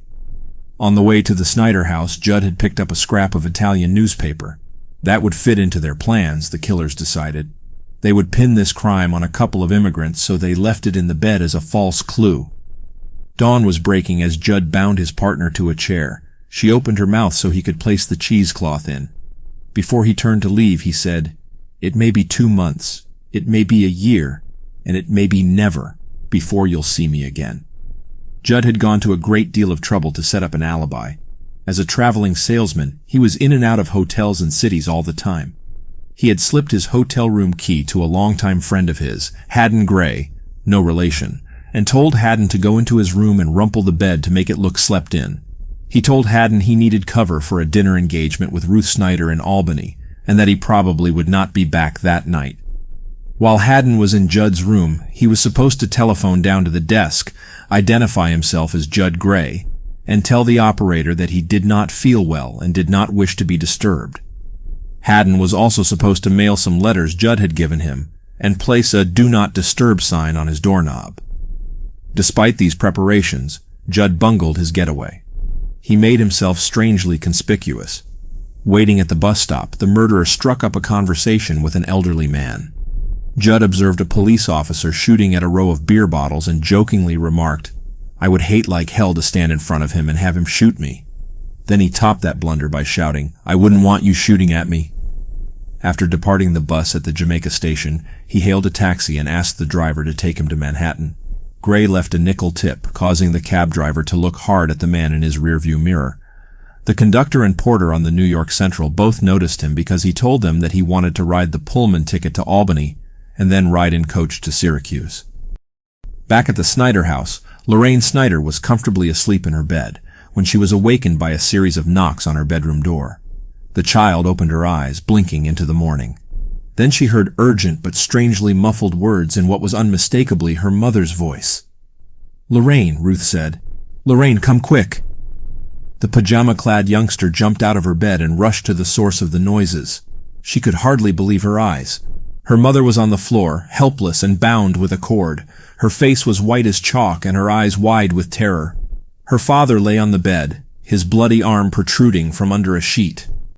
Lorraine threw on a bathrobe and headed to a neighbor's home. Shivering more from fright than the cool morning air, she banged on the door until Mr. and Mrs. Mulhauser answered. Through chattering teeth, the little girl told how somebody had killed her daddy and her mommy was bound up with ropes. The Mulhausers headed to the Snyder home, where they found things much as the child had described. The couple tried to free Ruth from her bindings, but the dazed woman refused to be freed before the police made their appearance. When the police arrived, they found a scene of utter chaos. Cushions had been tossed hither and yon, drawers pulled out and left open, and the curtains torn down. The police realized one thing immediately. This was not what a burglary really looked like. The pretty blonde woman whose husband had been murdered was only semi-coherent. However, they were able to piece together a tale from the fragments that babbled out of her mouth. She and her husband had come home from a party, and they had been assaulted by two men who looked Italian. The men had beat on her husband's head. "My jewelry," she cried. "They took my jewelry." One police officer questioned Ruth while others looked about for clues. They easily found one, a scrap of Italian newspaper in the bed where the murdered man lay. But like the furniture scattered for no reason, it was fishy. They also found the stolen jewelry under the mattress. Officer Arthur Carey began looking through Mrs. Snyder's bankbook. He found a $200 check made out to one Judd Gray. His name was also in her phone book. They found a pin with JG for Jesse Gishard and thought it was Judd Gray's.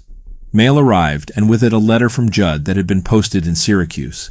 It was a jaunty note that began, "Hello, Mama. How the dickens are you this bright, beautiful day?" They asked the new widow to come down to headquarters for questioning. A police officer asked, "What about Judd Gray?" "Has he confessed?" a startled Ruth asked. The police assured her that they had not yet even found Gray for questioning. Carey consulted with the district attorney, then had both Ruth Snyder and Judd Gray arrested for first-degree murder. In their confessions, each pinned as much blame on the other as possible. Perhaps because of his small stature and rather wimpy appearance, almost everyone seemed to accept Judd's story that Ruth had talked him into murder. As reporter Peggy Hopkins Joyce wrote in the Daily Mirror, "Poor Judd Gray. He hasn't anything. He is just a sap who kissed and was told on."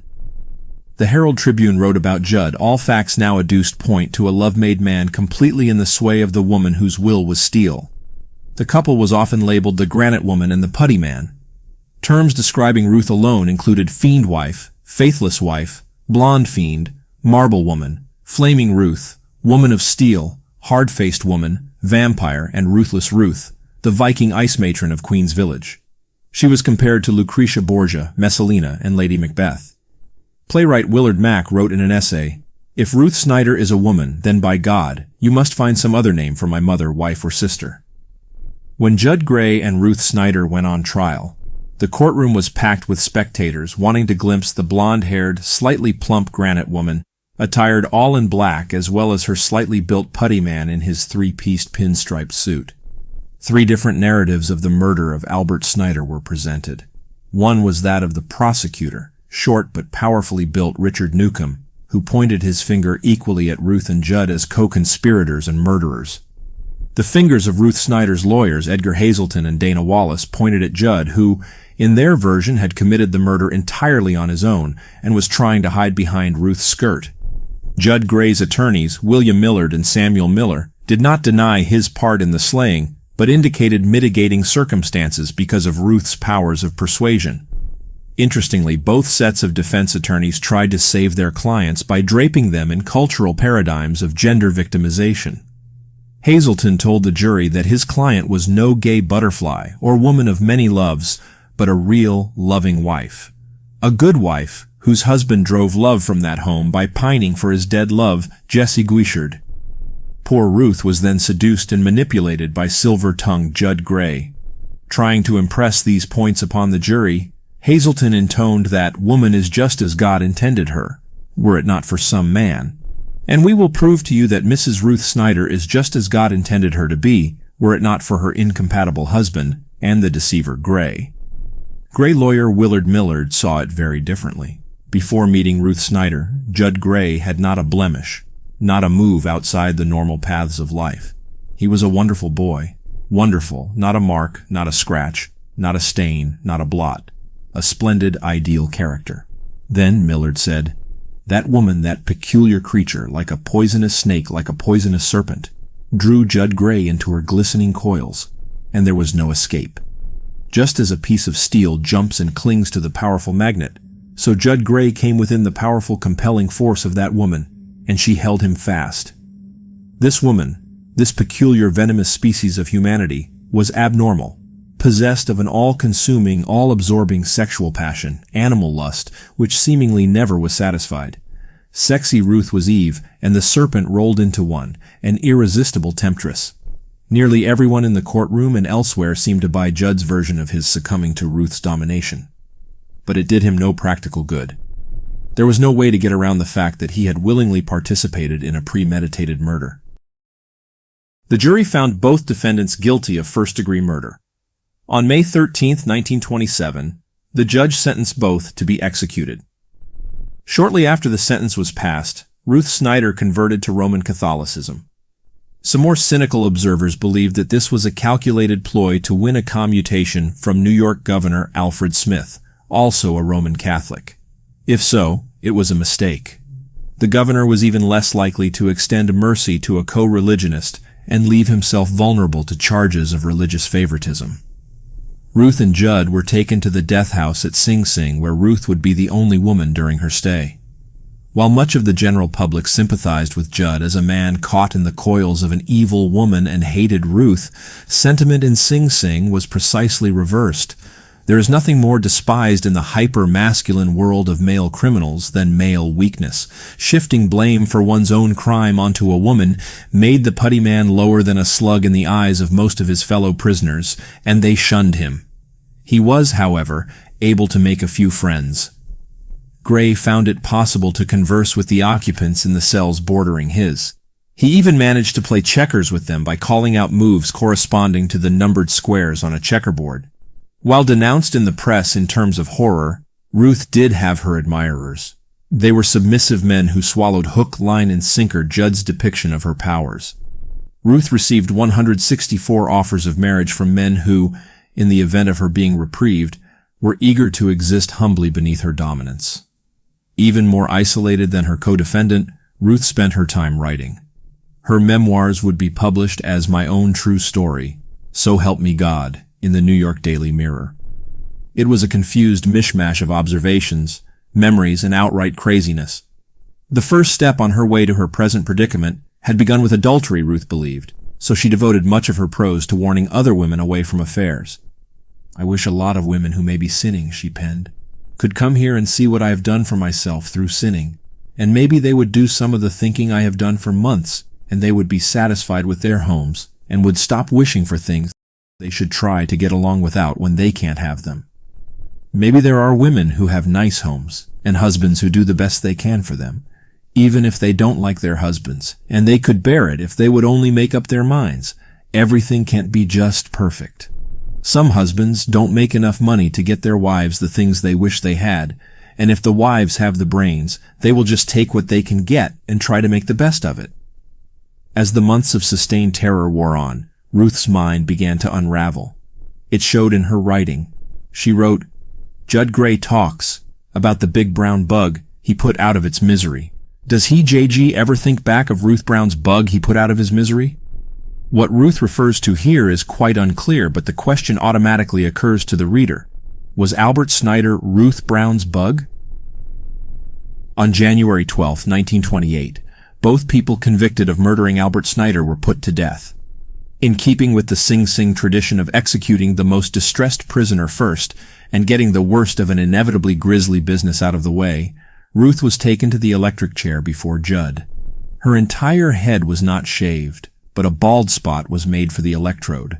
Her eyes were red and swollen from crying as she was led to the death chamber, a matron holding her under each of her arms. When she saw the electric chair, she started screaming hysterically and her body went limp. The matrons forced her to the chair as she shrieked, "Jesus, have mercy on me."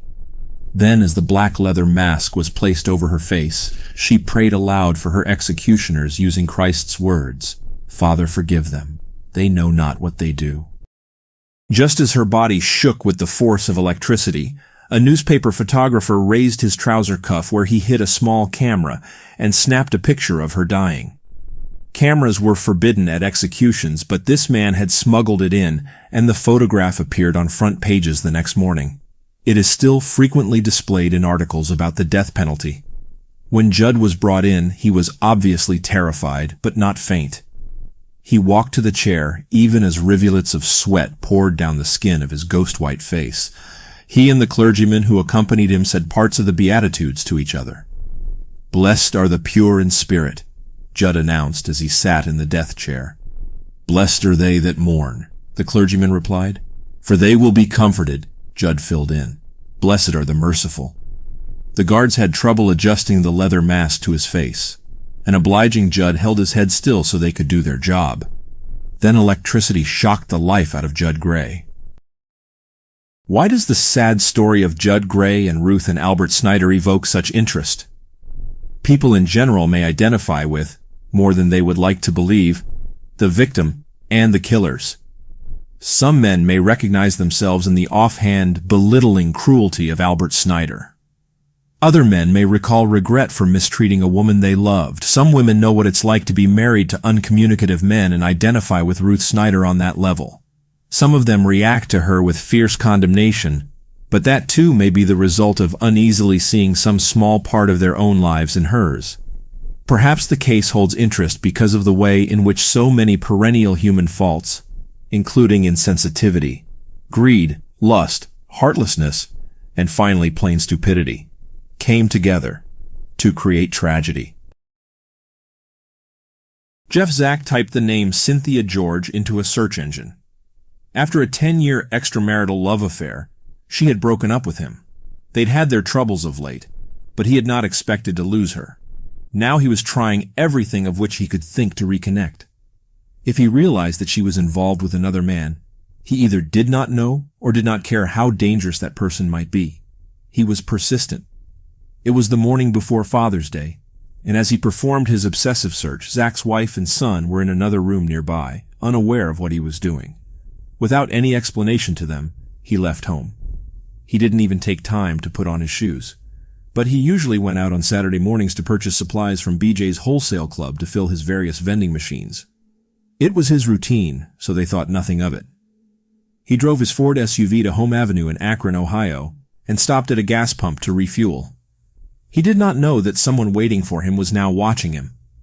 The other man involved with Cynthia George knew Zack's regular visit to the store and was in the parking lot seated on a motorcycle. Anyone who noticed him would have seen that he was dressed all in black and had even shielded his face with a dark visor. He looked like some sort of ghost rider, strangely out of place on a summer day, but he was all too real. He touched a holstered revolver, recently purchased, to reassure himself it was ready. When he spotted Jeff Zack's car at the gas pump, he rode over and pulled up behind him.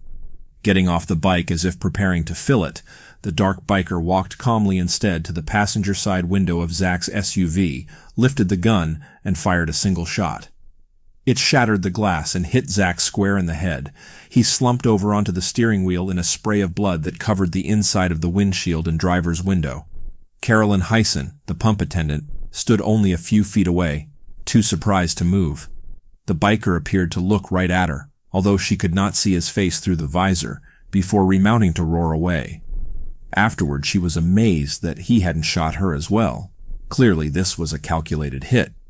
Once she was able to act, Hyson shakily called 911 to get the police and an ambulance there. She was able to describe to responding officers the ninja-style gray and black motorcycle with lime green stripes, and the heavy-set man with a gun who had ridden it. However, for Zack, it was too late. At the age of 44, he was dead, killed by a single copper-jacketed hollow-point bullet. The biker made a call before he rode over the state line to Pennsylvania, where he intended to establish an alibi and get rid of the bike. Having purchased it recently, he apparently had only one use for it.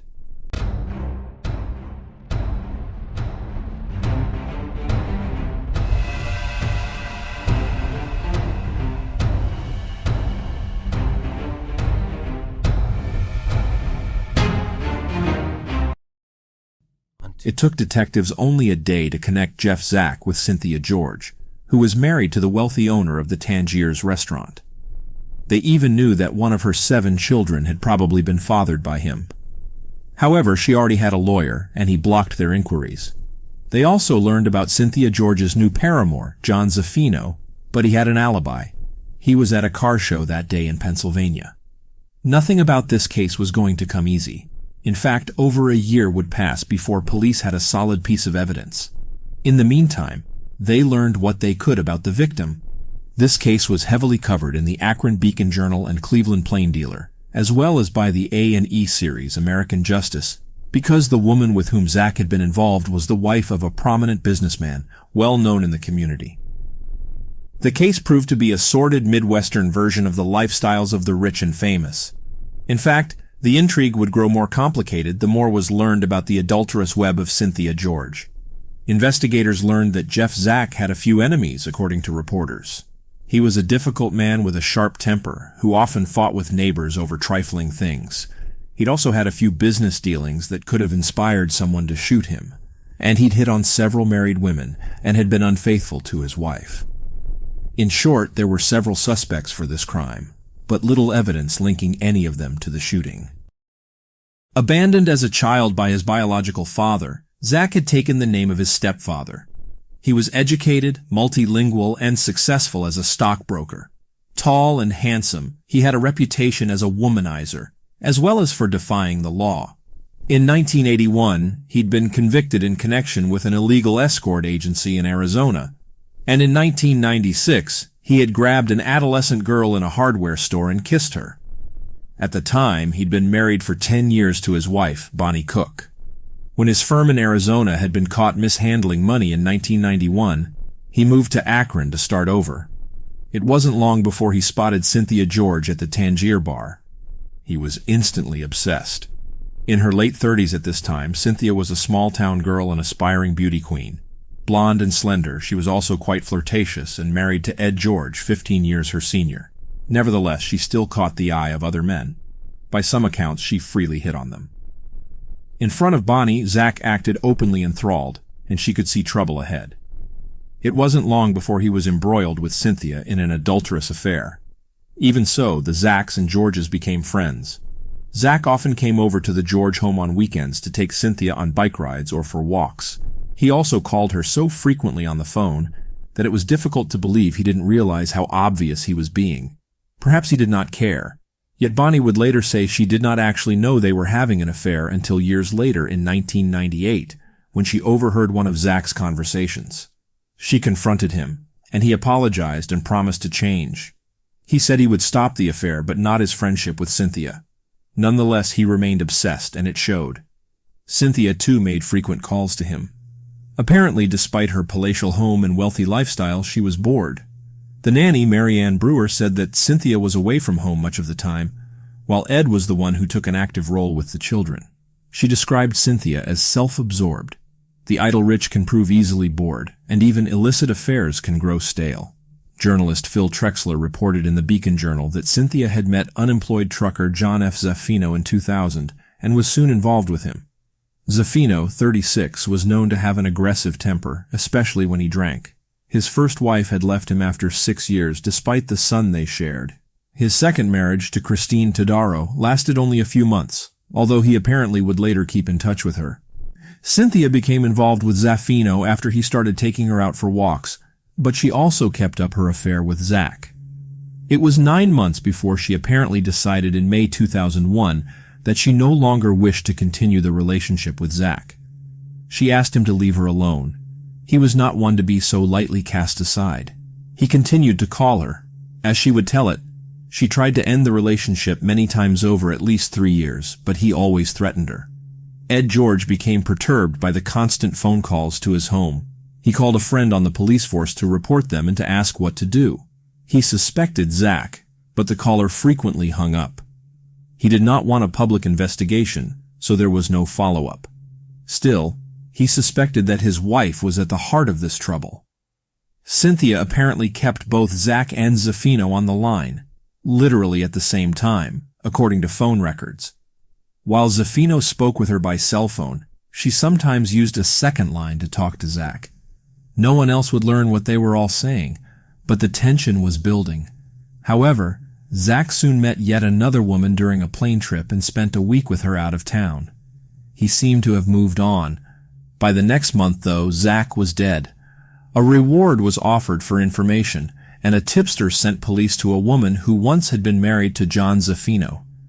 She admitted that she'd been privy to an odd conversation.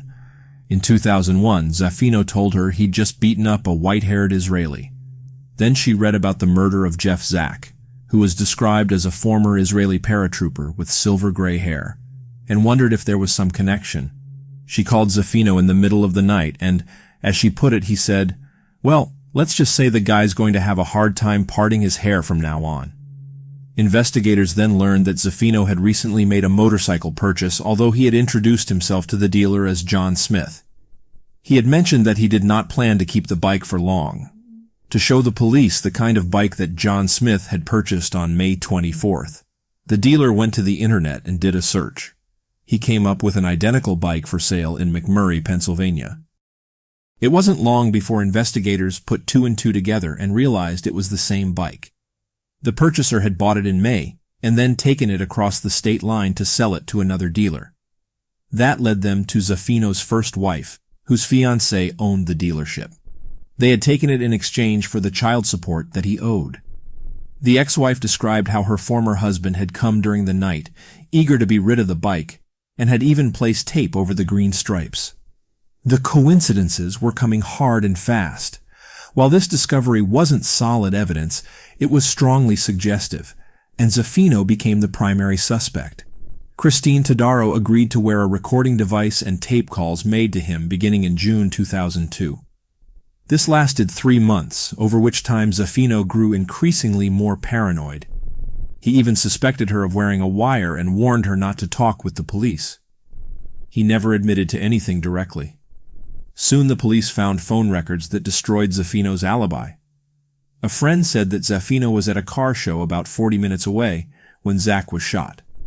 However, the records showed that he was calling the friend on his cell phone at that time, rather than being at the show. He actually had arrived at the show some 2 hours after the shooting.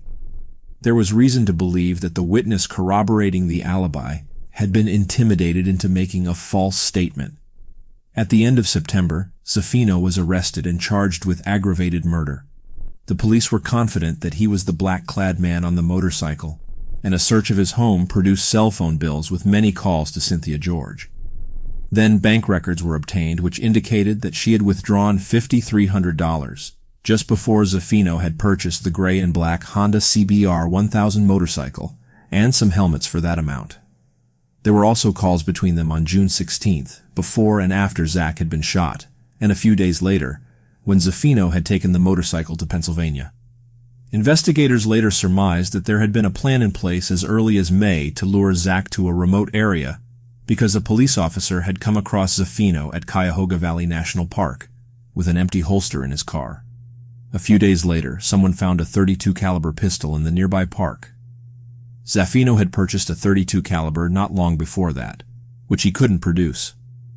Later in the month, after this incident, he also purchased a .357 Magnum, which took hollow-point bullets similar to the one that had killed Zack. The circumstantial evidence was strong enough for a case. Zino went to trial on February 26, 2003. Assistant Summit County Prosecutor Michael Carroll offered evidence for his theory that Zino had snuffed out Jeff Zack because of Zack's inability to let go of Cynthia George after she ended their affair. He argued that Zack had made harassing phone calls to the George residence and had become involved in a feud with Zino over Cynthia. Since Zack had not gone away quietly on his own, Zino then plotted to get rid of him permanently. He'd made an aborted attempt in May and completed the act in June. On March 7th, Cynthia George was brought in to testify, but instead of clarifying her role, she invoked the Fifth Amendment, citing her constitutional right to not incriminate herself. Her husband did likewise. The prosecution's best witness was Christine Todaro. She testified about Zino's response to her question about the man he'd assaulted.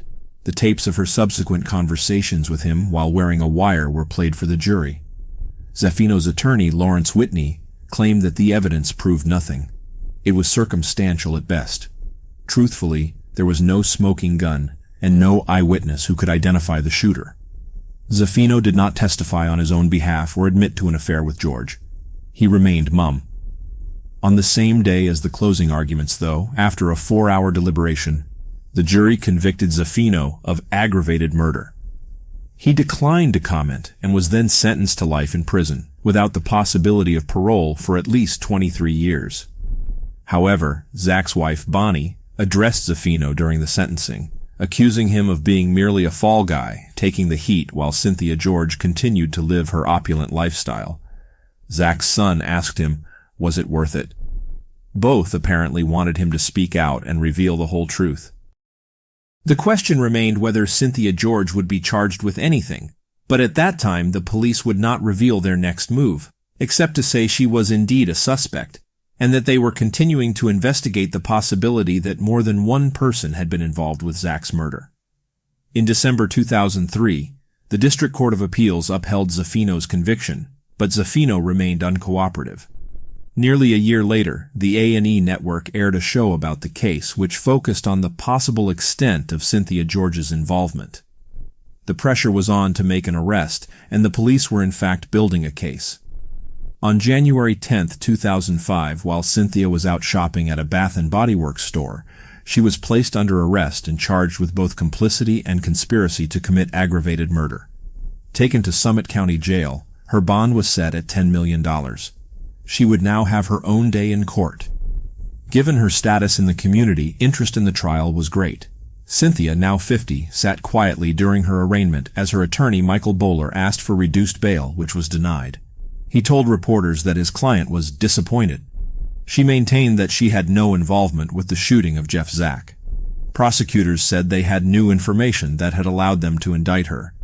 They were referring to the evidence that Zino had planned an earlier hit on May 8th at the Cuyahoga Valley National Park, possibly aborted when a park ranger had happened by. Zino had been at the bridge talking on a cell phone with Cynthia for about 3 hours.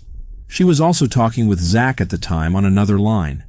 The ranger spotted an empty gun holster and questioned Zino about it. He said he'd left the gun at home and was there waiting for his girlfriend. Over a week later, a mushroom hunter came across a .32 caliber pistol in the park.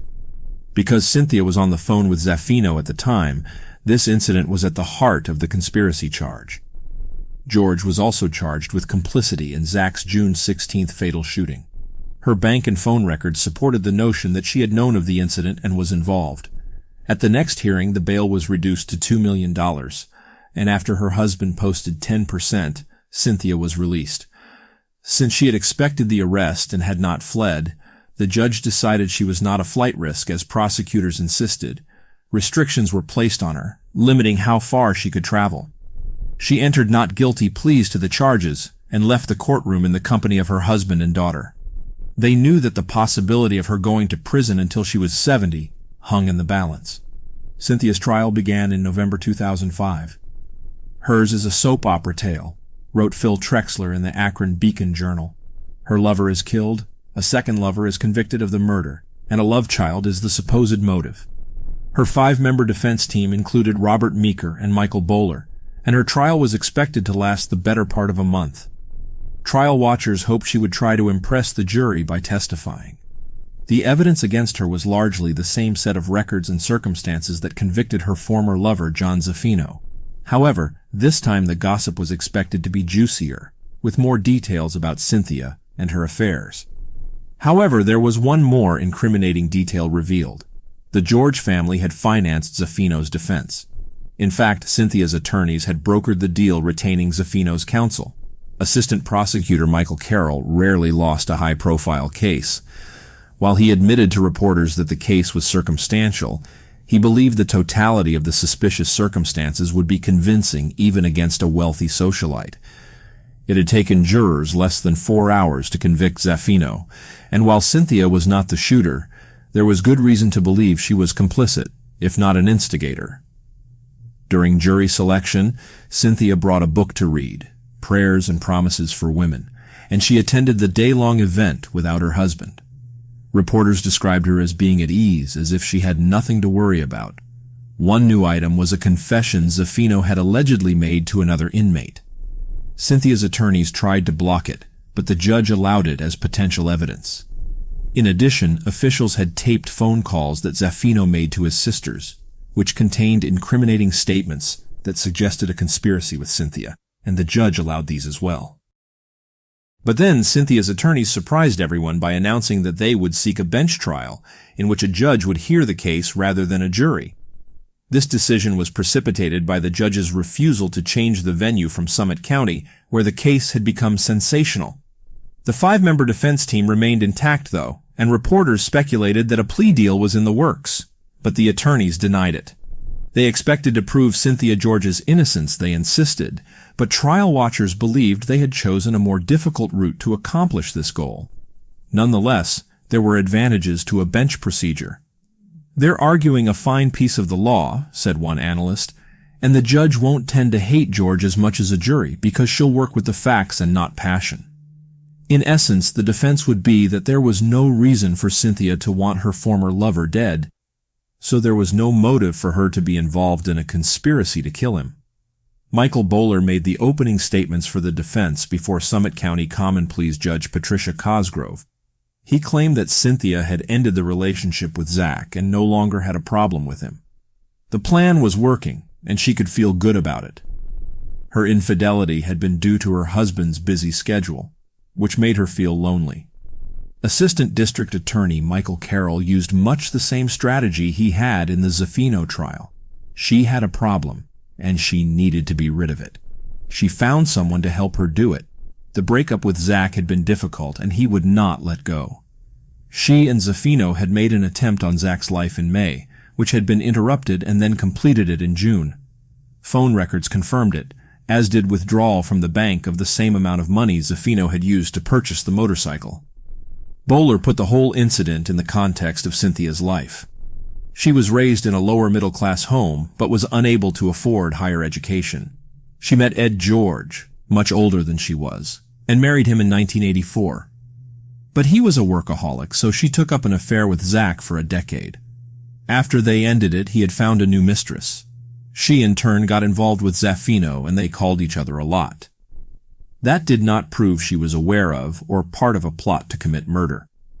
Carroll believed that arguments over a child lay at the heart of Cynthia's motive for wanting Zack dead.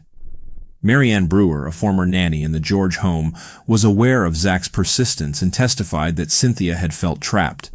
They had often argued, especially over her daughter whom Zack had fathered, and whom he had threatened to take with him to Israel. Allegedly, George claimed that she had been forced to continue seeing Zack in order to keep their daughter with her. There had also been a threat that Zack might expose their affair and publicly shame her. DNA had confirmed that the child had indeed been fathered by Zack, so he'd had leverage. The prosecutor also entered 2 letters from Cynthia into evidence that had been sent to Zino in prison. She cried when she heard the prosecutor reading them out loud. The letters confirmed that she and Zino had been lovers, and that she was still quite attached to him. She sent him a Bible and listed for him some of the saints in the Catholic religion. She spoke about true Christianity and discussed how often she prayed for him. "Usually I blow your candle out at 11:30 and take my cross to my bed and say my prayers." She seemed undisturbed in the letters that he'd just been convicted of killing her former lover. She also wrote one especially incriminating thing. She told Zino to follow the attorney's instructions because we cannot make one mistake. The following day, a damning bit of testimony was presented. The transcript of a phone call from Zino to a sister, demanding money from the George family to pay for a top-rate attorney like Johnny Cochran. "You tell them they will pay for it," he was recorded as saying. "Just get the checkbook out and don't worry about it or they will lose their freedom. That was the deal. If anything happened, they would take care of it. I went through with my deal. Now it's their turn. They have no choice." George's defense attorney insisted that Zino was referring to an agreement reached in 2002 that the two would share legal expenses. In the call, Zino never directly implicated Cynthia in the murder. A counselor whom Cynthia was seeing before Zack died testified that she said that her lover had grown difficult and she was trying to find a way to get out of the relationship. He had become obsessive and threatening, calling her every 2 hours, which scared her. She could not afford to let her husband know about either Zack or her new lover, she had confided, because a divorce would impoverish her. The counselor suggested she hire a bodyguard, but she had discontinued her sessions with him before providing specifics. He did not know the name of her lover. Ed George also testified. Despite her infidelity and the public embarrassment she had caused him, he defended Cynthia against the conspiracy charge as best he could. He described the harassing phone calls and constant hang-ups at his house and said he had not known until after the murder that Zack had fathered one of Cynthia's children or that she had had 2 extramarital lovers at once. He said he had taken a marriage vow for better or worse, and he stood by her and would remain married. To the surprise of many who attended the trial, Cynthia did not take the stand in her own defense. Zino, too, refused to testify, although he had told his sister that he'd been offered a deal if he would implicate Cynthia George. At the end of 7 days, the case went to the judge. By Monday, Cosgrove had found Cynthia guilty of complicity in aggravated murder. She received a sentence of 23 years to life, the same as Zino's. She was found innocent of the May 8th conspiracy to commit aggravated murder. Before she was led to jail, she insisted, "I didn't do it." Then she smiled broadly for her mugshot at the reformatory for women in Marysville. Many reporters commented on that. After the verdict, the Beacon Journal carried a story about the downfall of Cynthia George. Born beautiful, she capitalized on it to advance herself and her ambitions. She grew up in a small bungalow, a coal miner's daughter, and she developed a dread of poverty. Yet neither that dread nor her Catholic piety had prevented her from acting in a way that threatened her marriage. Apparently, her desire for attention from men outweighed her other concerns. Active in her high school, she was unable to afford college, where she had hoped to study art. She worked a series of mediocre jobs, but her fortune changed when she met Ed George in 1978. She was on the dance floor at his restaurant and bar. He had never been married, and she caught his eye. In 1984, they wed in style before 500 guests, although she came to view him as more a father figure than husband. He continued to work long hours and was rarely home. Still, she lived in a $1 million mansion, a far cry from her childhood home. Together they had 5 children and adopted 2 more, but even that wasn't enough to keep Cynthia from roaming. The nanny indicated that she had been more concerned with herself than her children. She spent a lot of money on clothing and was obsessed with her appearance. In December 2005, Cynthia finally broke her silence to tell her story. The Cleveland Plain dealer printed it in detail. Now 52, she explained that Zack had intimidated and frightened her. She had gone to the Zack home in 1998 to tell Bonnie about the affair. But instead of finding her, Cynthia ran into Jeff. She said he punched her in the stomach, throwing her to the garage floor. Then he grabbed her by the hair and dragged her up the steps. He pushed her into a closet and got an AK-47. Placing the end of the barrel in her mouth, he allegedly said, "You're not playing the game." She talked about how Zack initially had made her feel special, while her husband had made her the brunt of bad jokes.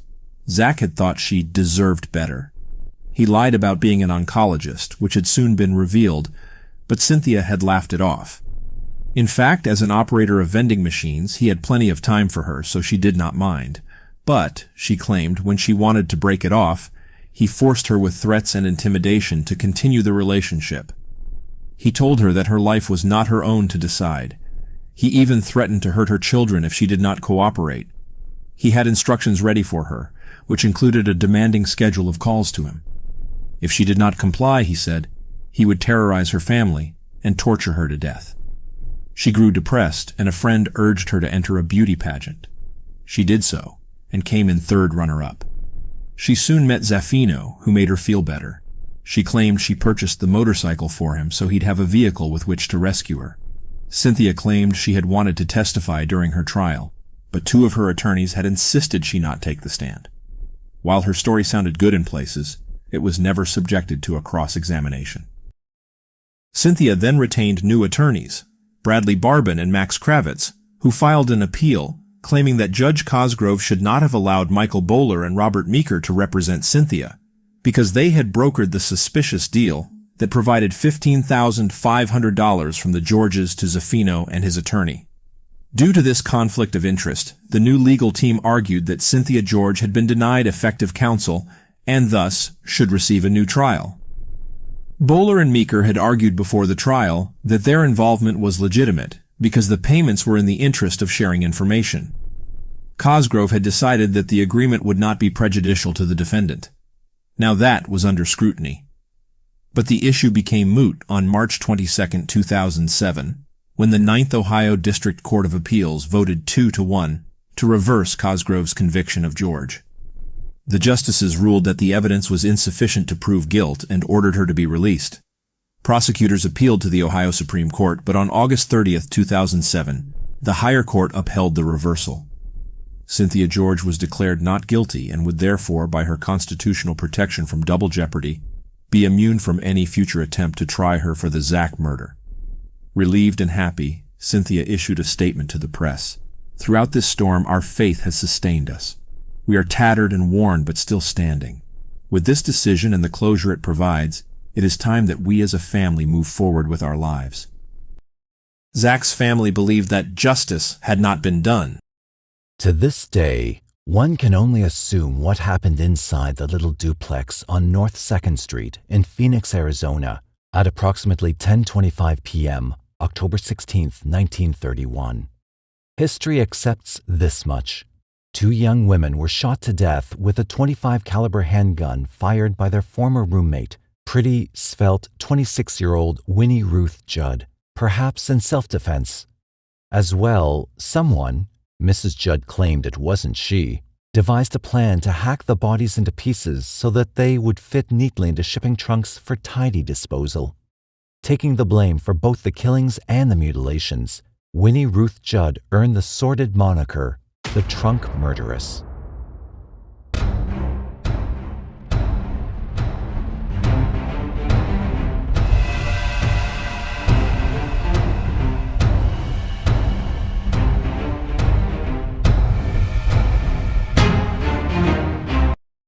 Over the years, and because of sleuthing supplied by many people, including investigative reporter Jana Bommersbach, the story of that night and its subsequent events have taken on a mien that reeks of political chicanery. With their research, a behind-the-scenes cabal has materialized that appears to have been wholly devoid of conscience in using the Trunk Murderess, the woman and that infamy, as its way to escape its thoroughly deserved punishment. Passengers in stylish Stetsons and feminine cloches rushed to and from their trains amid the hustle-bustle of red caps and stewards and baggage men who staffed Los Angeles Union Station that Monday morning, October 19th. The human activity was accompanied by the shrill screech of arriving steam engines and the incessant, almost automaton voice of the clerk announcing departures and arrivals. Jerry Brooker, in blue uniform and wearing the blue round cap that identified him as a baggage checker, had been hard at work several hours already. All of the cases, trunks, valises, parcels, and packages that had been unloaded from that morning's arrival of the Golden State Limited from Phoenix, Arizona, had long been picked up by their owners, but 2 trunks, he noted, remained on the flatbed truck. Checking his luggage list against those trunks, he ensured that those pieces did indeed come off the said train. He decided to wait a few more minutes before returning them to storage. Someone may call for them yet. Both were black with great silver latch-type locks. One was a large packer trunk, 40 inches by 24 inches by 38 inches, and had been weighed in at 235 pounds. The other was an average-sized steam trunk, 15 inches by 18 inches by 36 inches, weighing some 50 pounds less. Besides, he had a particular interest in talking to the owners of those 2 trunks. It was his job to act as inspector of any suspect luggage, and God forbid should he pass on any contraband such as illegal firearms or liquor. This was 1931. Prohibition was in effect, and he had been given strict orders from the Southern Pacific, for whom he worked, to keep an eye peeled for bootleg hooch or Tommy guns in transit. But that pair of seemingly abandoned trunks surely didn't smell of alcohol nor of gunpowder.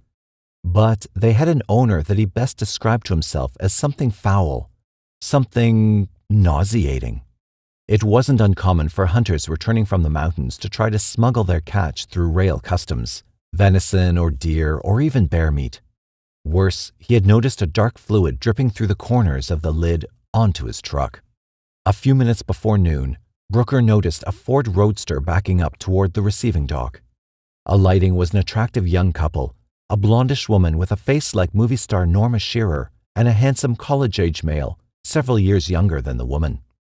The former asked for her trunks, presenting a claim ticket for both. She and her associate ascended the few wooden steps to the platform. Brooker's boss, baggage agent Jim Anderson, with whom he had earlier shared his observations of the shipment, stepped out of his office and signaled to the other that he would take over. "Have to ask, ma'am, what are the contents?" Anderson inquired, thumbing her 2 large baggage trunks.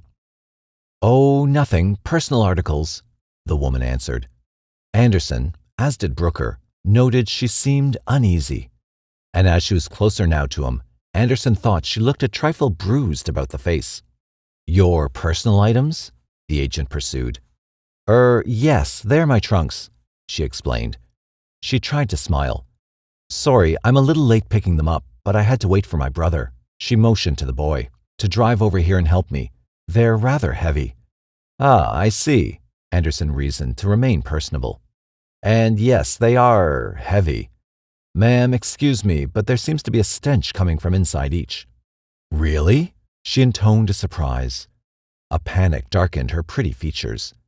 Her brother, however, laughed. "You're kidding," and he leaned over to sniff. One whiff and he grimaced. You're right, sir." He turned to the baggage man, nodding. "And look, Ruth, something seems to be oozing out." The woman intimated nonchalance. She claimed she smelled nothing. Well, maybe a little something. And as for whatever that was dripping, for the life of her she couldn't figure out what it was. After all, as far as she remembered, she had only clothing and ladies' private things stored inside them. "Nevertheless, ma'am," Anderson sounded stern this time, "I have to ask you to unlock them for my inspection. Please open the trunks, ma'am." The woman seemed hesitant, but opened her purse and fumbled around inside with her one good hand. Anderson now noticed that the other was bandaged, as though looking for the keys to unlock the trunks. "My husband has the keys," she told him, and Anderson took it for a lie right away. When her inquirer offered to let her use his station phone, she declined, telling him that she would have to fetch her husband in person. She couldn't recall his phone number verbatim. Suddenly, she had alerted and, as both Brooker and his superior noticed, she could not wait to get away from them. On the same token, her brother seemed as equally puzzled as his sibling tugged him down the steps towards the automobile, not looking back, not once, as the Ford wheeled out of the lot. Suspicious, Anderson phoned the LAPD. A Lieutenant Frank Ryan answered the call. Hearing the railman's tale, the detective picked the lock of the larger trunk first. Even before he opened it, his decade of experience warned him, by the smell and its putrid leaking, to expect the worst. Opening the lid, he was momentarily overcome by more than the odor. Lifting a layer of rags and clothing from a corner, the decomposing face of a dead woman stared blankly back at him. He dropped the lid closed. Holy shit! A wail of a locomotive from the tracks beyond drowned out his expletive. Regaining his senses, he dared to examine both trunks. A headline article that would appear in the following morning's Los Angeles Examiner detailed what Lieutenant Ryan found. In the larger one was the body of an older and larger woman. She had been shoved into the trunk and partly hidden by a mass of clothing, blankets, letters, and a jumble of other material, apparently thrown hastily on top of the corpse. In the body of a younger woman were 3 bullet wounds. One was through the left temple, one in the left breast, and one in the left shoulder. She had been stuffed into the smaller trunk, for the body had been severed by a keen-edged instrument, cut completely into 3 pieces, but the portion from the waist to the knees was missing. Both women appeared to have been dead about 2 days. The missing pieces of the younger woman soon turned up. A janitor in the ladies' restroom at the depot discovered that evening a beige valise and hat box hidden behind the door of the ladies' restroom. Police recovered the items and, as they had with the 2 trunks, removed them to the morgue where they were searched. In the valise was the remaining lower torso, wearing shreds of pink pajamas. This was bundled in blankets. The matching hatbox contained a surgeon's kit of instruments, the type used to dissect, a Colt .25 caliber automatic pistol, 1 box of .25 caliber Winchester cartridges, a bread knife, and an assortment of cosmetics. In no time, the police verified that the wayward pieces of luggage belonged to passenger Winnie Ruth Judd, who had boarded the train Sunday evening in Phoenix. Winnie, who most people called Ruthie or Ruth, was the daughter of Reverend and Mrs. McKinnell from Darlington, Indiana, plunked deep within the rural Methodist wheat belt. She was 26 years old in 1931, 7 years married to a doctor whose practice had waned with his drug habit. It wasn't Dr. William C. Judd's fault, Winnie would protest, defending him, for he'd become addicted through morphine he received to treat a wound during the World War of 1918. Nevertheless, their marriage had been a disappointment. She needed a break. Life with Dr. Judd, her senior by 22 years, had never delivered its early expectations. At the time she met him, he practiced at a psychiatric hospital where she typed and filed. He was smitten with the cute, fragile, 100-pound dishwasher blonde who, in return, was overcome with his brainpower. While dating, he spoke of adventure, of how he would love to travel the world, practicing his profession, she at his side. After they married in April 1924, they wound up in northern Mexico where her dreams of having a baby broke the monotony. Twice she became joyously pregnant. Twice she miscarried. Her frail, weakened form soon contracted a slight form of tuberculosis. Her husband placed her in a sanatorium in California. After this first attempt to recover her health, she tried several times to rejoin her husband in Mexico, following him from one indigent town to another. Tending to Mexico's poor spoke well of his principles, but this practice did not support a young wife who was neither accustomed to living in poverty, nor, more practically, was she physically strong enough to endure these conditions because of health problems. In 1930, she traveled back to the U.S. He remained in Mexico. Their communication was constant, but Ruth found she required more than X's on a letter. In 1930, she moved to Phoenix, Arizona, known for its tubercular relief. She cut her long hair and sported the fashionable bob cut of the day, and she fell in love with smiling, debonair, bedroom-eyed, and saucy Jack Halloran. Her first job was as governess to the wealthy Lee Ford family, a position she loved. Halloran, Ford's next-door neighbor, proved to be a side benefit. Then, over-the-fence chats developed into much more, and every chance they had, she would steal from the Ford homestead, and he from his wife and 3 children, for a rendezvous under the desert skies of Phoenix. Halloran was 44 years old and one of the town's success stories, reads Jana Bommerbach's heavily researched The Trunk Murderess. When anyone in Phoenix named the movers and shakers, Jack Halloran's name was on the list. If you wanted a political favor, Jack Halloran knew who to ask. People remember him as a take-charge kind of guy whose laugh could fill a room. He probably emanated a charm that the complacent William Judd never could, an exploded sexuality totally foreign to the good doctor. Phoenix in the early 30s, despite its jabs at modernity and a large population of good people just trying to live and let live, was in many ways still a Wild West personality, full of modern-day desperados. It uniquely bore the raw and rough and tumble-ahead, carefree rapport with life that was slowly disappearing in other, older cities, behind a somber, more prayerful and conscientious hope for industry thrust upon them by a national depression. Phoenix's boardwalks were full of the regular John Does who sought the most peaceful life possible. They had heard that Arizona, the newest state in the Union, offered that. Miles of desert between itself and other metropolises seemed to have cut, or at least escaped from, a reality of past problems.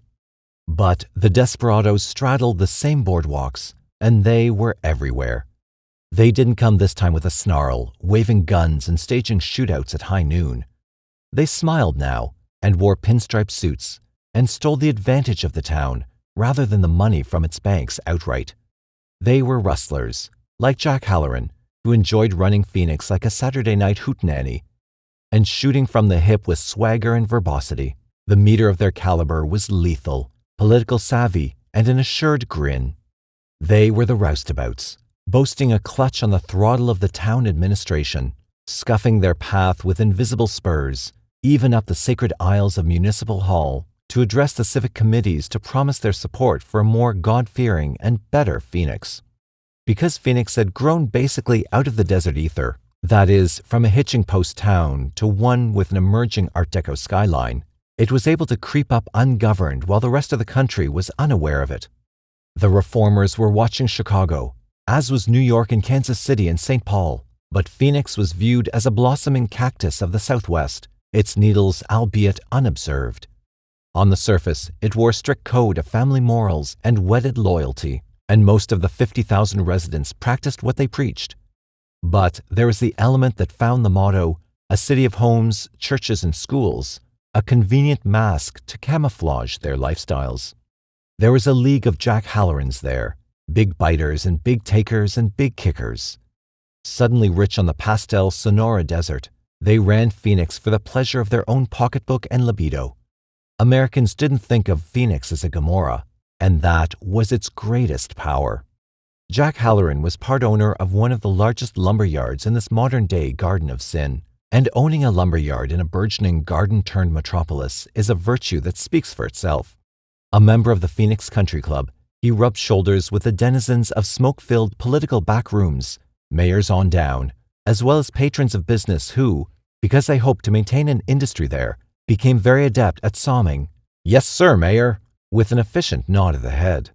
Jack probably started out as a yes man too, but now he was one of the rich and favored. Winnie Ruth Judd didn't realize the dangerous company she was giving herself to in the back seat of model citizen Jack's luxury sedan. She may have had misgivings. She continued to pour out her love to Dr. Judd in ink, and, in fact, wrote him that she hoped he would come to Phoenix. But in the interim, she was obviously feeling the freedom of the new girl in town. Attracting male stares made her feel like a woman, not just a preacher's daughter. Sensing the space and experimenting with what a woman can find in that space, she was having the time of her unconventional life. After a few months with the Ford family, Winnie sought a financial step up as a medical secretary with a private Grunau clinic. Her salary of $75 was quite good for the year 1931. It afforded her monthly rent for a small cottage at 1102 East Brill Street, food in the Kelvinator icebox, and a little left over to send her husband who had left Mexico for California, where he had admitted himself into a hospital for drug cure. Ruth's best friends were Anne Leroy, a 32-year-old Oregonian divorcee who was an X-ray technician at Grunau, and 24-year-old Hedvig, or Sammy, Samuelson from North Dakota, who, because she was suffering from TB, had taken a hiatus from a teaching career. Before coming to Phoenix in early February of 1931, both these professional women worked in Alaska. It was there that they met, and where they decided to move together down south because of Sammy's worsening health. After their deaths, certain newspapers would hint at Anne's mannishness and term their friendship as a queer love, a derogatory term for lesbianism in the first decades of the 20th century.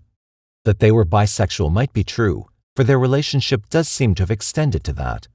But simultaneously, They also openly exhibited an interest in certain men, especially Ruth's male companion, who they called Happy Jack.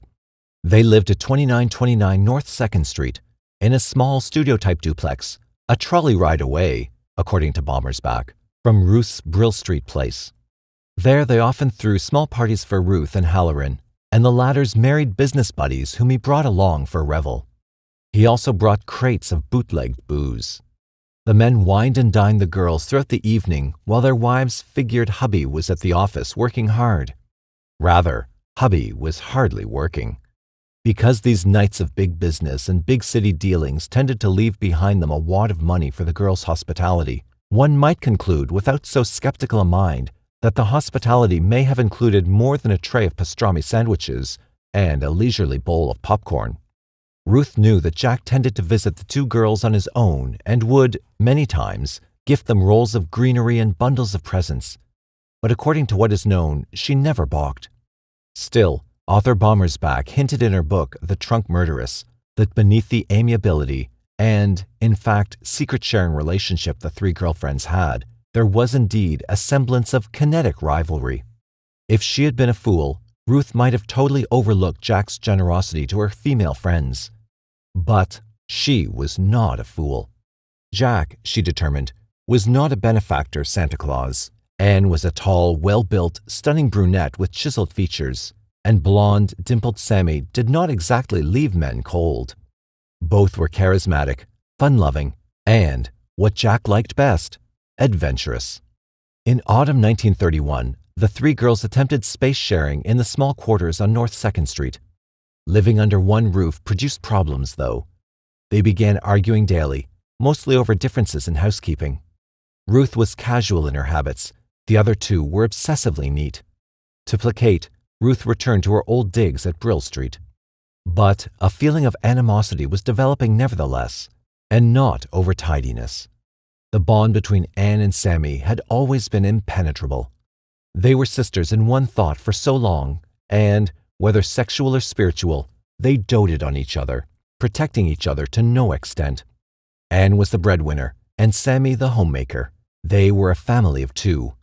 Winnie, in a manner of speaking, was an outsider who, probably because she felt that way, had chosen to give them the freedom they needed to once again live the way they required. Not that she wished to penetrate their circle. She was independently happy and lost in the throes of romance with her Jack, and fighting conscience over her betrayal of Dr. Judd. But no doubt the interplay that existed between her and Jack and her friends, almost certainly caused a sensation of distrust among all parties. This negative underplay came to a combustive and startling, and deadly, head on Friday, October 16th, 1931. Trouble began to twitch the evening before, on Thursday. During the week, Ruth learned that Jack and his cronies had been planning a deer hunting party in the White Mountains of North Arizona. She offered to introduce Jack to a fellow employee at Grunau Clinic, a pretty young nurse named Lucille Moore, who had come from that part of the country and was familiar with its wildlife. Jack agreed to meet Miss Moore, and on Thursday, he first picked up Ruth, then Moore, and headed back to Ruth's house, where she had dinner in the oven. On their way back, Jack remembered that he had promised to stop at Anne and Sammy's house to see a couple of friends who were visiting there. Ruth felt uncomfortable because she had earlier turned down a dinner invitation, telling Anne that she had business that night. She hadn't wanted to go into the history of the planned hunting excursion and Lucille Moore's involvement. While her reasons are unclear, she might have sensed a fit of jealousy that would have raged had the girls known that she was introducing Jack to another good-looking woman. Later presumptions conclude that Ruth knew, or strongly suspected, that she had been sharing Jack's bed with Anne and possibly Sammy, too. Jack went into the house to see his buddies, and Ruth's friends came out to say hello to Ruth and Miss Moore, whom Anne slightly knew from the clinic. Ruth observed no resentment in their actions. They were highly cordial. Even asked them to stay for dinner, which Ruth had to turn down because of her dinner waiting at home. It would not be until the following night that Ruth realized her initial suspicions had been correct. Anne Leroy and Sammy Samuelson hadn't liked the idea of pretty young Lucille Moore one bit. On Friday, October 16th, 1931, Winnie Ruth Judd shot Anne Leroy and Sammy Samuelson to death. That's what history says, and, for that matter, what Ruth herself said. Details remain sketchy, however.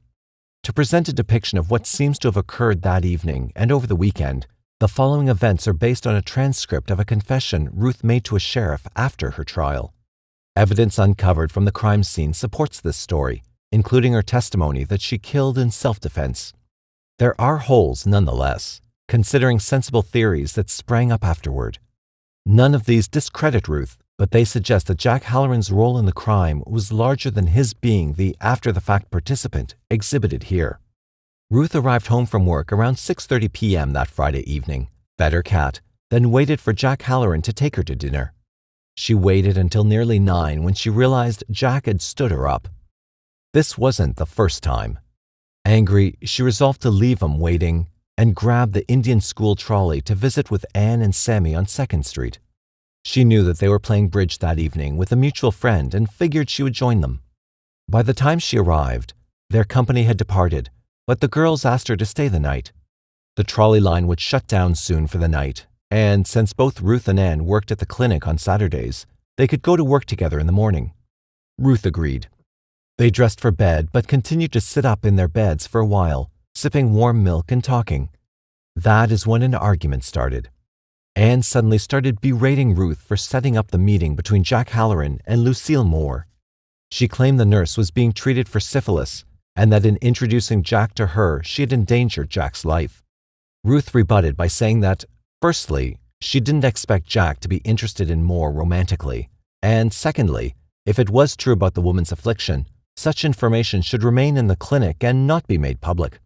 Name-calling erupted, and threats. Anne and Sammy joined forces to intimidate Ruth. They insinuated that she was a slut, and wouldn't her husband be happy to know how she was sleeping around? Ruth counterattacked by admitting that everyone at the clinic considered the two as lesbians, and no more than perverts. When Anne, in retaliation, threatened to tell Jack about Moore's disease, Ruth swore that, if she did, she would tell the doctors at the clinic how Anne had, in a fit of rage one day, purposefully broke an expensive piece of X-ray equipment. This was no longer just a quarrel between girlfriends that would eventually end in tears and promises to forgive and forget, Jana Bommersbach asserts in The Trunk Murderess. This was now a bitter fight with each side threatening to destroy the other, socially and financially. The verbal daggers had pierced enough, Ruth determined, and left the bedroom to put her cup of milk in the kitchen sink. The time was, Ruth estimated later, about 10:25 p.m. From the corner of her eye, she saw movement and heard a grunt. Turning, she saw Sammy behind her with a gun, whose barrel she placed against her chest. Ruth screamed, shoving the gun away, simultaneously reaching for a bread knife from the kitchen counter. The women grappled, and the gun discharged a bullet into Ruth's left hand. She faltered and, as Sammy re-aimed at her chest again, Ruth stabbed Sammy across the shoulder in self-defense. Both women were stunned, but recovered instantly, only to fall to the floor. Locked and fighting over possession of the firearm, it fired, striking Sammy in the left shoulder, but the latter still held on. As Ruth testified, I grabbed the gun and her hand was yet on the trigger when that shot went through her chest, and she never relaxed on the gun one bit until after she was shot. In the meantime, Anne had approached them, smacking Ruth atop her head with an ironing board, yelling for Sammy to shoot her. After Sammy lay still, Anne continued to brain her with the board and wouldn't stop despite Ruth's cries. In getting up, Ruth, now in control of the gun, thought it had discharged again and that the shot had gone wild because she had no time to pause between Anne's wallops. Anne continued to batter until Ruth was forced to fire. All action was a blur. She wasn't even sure how many times she shot in Anne's direction. She seemed to recall Anne listing, then recoiling, but that too was part of the bad dream. Dizzy, she must have wavered for a moment, because it wasn't long after that she found herself on the floor, aching, flanked by two lifeless bodies. Anne's body had fallen, according to Ruth, back towards the stove. Sammy's head was in towards the breakfast room, the feet towards the kitchen door. I must have fallen too afterward, because when I came to, I was sitting on the floor. I put my dress on and nothing else, just my shoes and my dress. She went straight back to her house to get her pocketbook. The ride home took a little longer than usual since the trolley line was closing and she couldn't take the car the full way. She walked the last few blocks to her doorstep. When she arrived home, about 11:30 p.m., she saw Jack Halloran waiting there, dead drunk. Her intention had been to call her husband, but Jack talked her out of it. Instead, she relied on his help. I told him what had happened, but he wouldn't believe it, and I couldn't convince him. To prove it, she had him drive her back to North 2nd Street. They parked on adjacent Pinchot Street, and then entered the scene of the fight through the front door. After examining the aftermath, Halloran picked up Sammy and carried her to Anne's bed. Then he dropped the corpse onto the mattress, blood spattered from Sammy's hair across the mattress and walls, tiny drops of blood. Ruth, meanwhile, began to mop the kitchen tiles, but broke down and could not finish. She was shaking. Her left hand, which had taken a .25 caliber bullet, throbbed like the devil. Jack completed the job himself. He seemed annoyed when Ruth suggested giving herself up to the police. He scared me of the police. He scared me of the state's attorney. He scared the life out of me, what it would mean. He told me that he could take care of this himself and that everything would be all right, but to say absolutely nothing to no one. Jack insisted that he let an associate of his, a Dr. Brown, come over to attend to her hand. When Ruth protested, worried that the doctor might, in turn, implicate Jack in the crime, the latter smirked and assured her that Brown would prove to be a willing accomplice. According to Ruth, Jack said he had enough on Brown to hang him. Several attempts to reach Brown by phone failed, however, and Halloran never mentioned his name again. The mopping completed, Jack carried a good-sized Packer trunk in from the garage. Because she was still hysterical, he insisted that she go home. He would drive her, and that she calms down. He would return alone to the girls' house, he said, to finish up what needed to be done. His plan was to force the 2 dead bodies into the trunk and dispose of it in the desert. She agreed that that might be the best for everybody. On her way out of the house, she dropped the murder weapon, a .25 caliber Winchester revolver, into her purse. 10 minutes later, she was home, but spent the evening weeping and wringing her hands, wondering what Jack was up to and hoping that he would remain safe. Early in the morning, she called work and begged to take a day off, but her employers insisted she come in. To avoid suspicion, she obliged. Performing her duties was difficult, not only because she was on pins and needles, she hadn't heard from Halloran, but because she was in pain from the gunshot. Her hand festered and felt swollen under a bandage she had applied hours earlier. Finally, about noon, Jack phoned her. He asked that she meet him at the girls' house that evening. They needed to talk things over. She did as he asked, taking the trolley directly to North 2nd Street from work. Entering the front door, Ruth was disappointed to see the packing trunk still there, hoping it was gone. Halloran explained that it was too risky dumping corpses in the countryside. The highway patrol scoured those roads constantly. And besides, if the remains were ever found, Ruth would be implicated immediately, being their friend and one-time roommate. Jack opted for another plan, that she'd take the trunk herself to Los Angeles, where it could be gotten rid of safely, away from Phoenix. He wanted me to take it, and he said there would be someone there to meet me at Los Angeles, Ruth reported. That he had a man by the name of Williams or Wilson who would meet me. The plan made sense. It appealed to Ruth. Dr. Judd currently lived there. He could remove the bullet. Also, she had wanted to visit her brother, Burton, who was attending college in Los Angeles. And, as Halloran underscored, the trip gave her an ideal double alibi for going to L.A. to see her husband and brother, just in case questions were asked later. Jack promised to get her a ticket for the Golden State Limited Express train leaving Phoenix the following evening for the West Coast. She nodded. So that Mr. Wilson could identify her at the busy train station, she told Jack to tell him to look out for a short, thin blonde in a brown suit. But there were other things to consider first, before L.A. and brown suits. As for those other things, they had been neatly packaged in the trunk.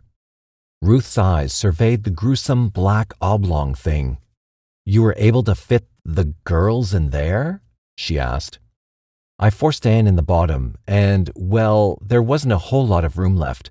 Sammy was, operated on. That's the only way they would both compact, Jack admitted. Ruth grew nauseated at the thought, even though, she noticed, he had chosen the more discreet operated on over the harsher cut up. Her eyes rejected the sight of the disgusting object.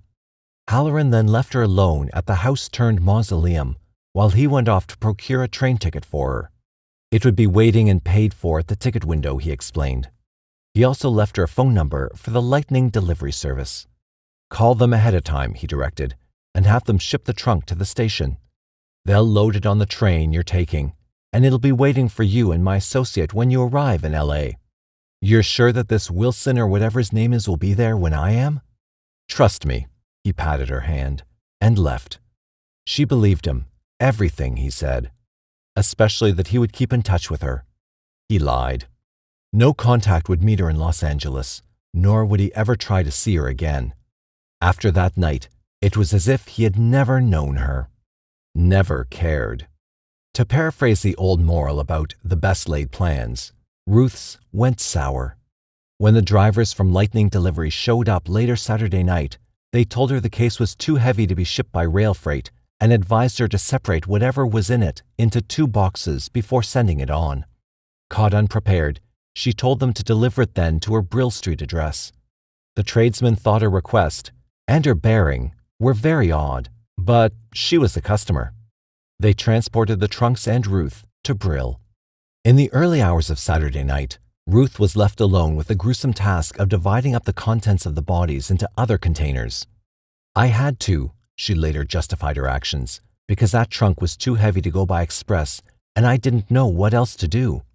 She had tried to find Jack to help her, but he had disappeared. According to her testimony to come, she removed several of the smaller anatomical slivers from the packing trunk with a Turkish towel into a larger steamer trunk she had had at home for storage. As she sickened and the macabre task overwhelmed her, she sought the relief of fresh air outside before plunging back to her chore. Wanting to end this hell as soon as possible, she decided to try another strategy. I didn't lift the body parts. I lowered them over the edge and they fell into the lower trunk.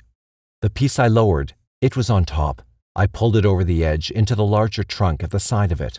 I had the big trunk and the little trunk at the side, and I pulled the latter over the edge and lowered it into the other. You can't lift that big trunk.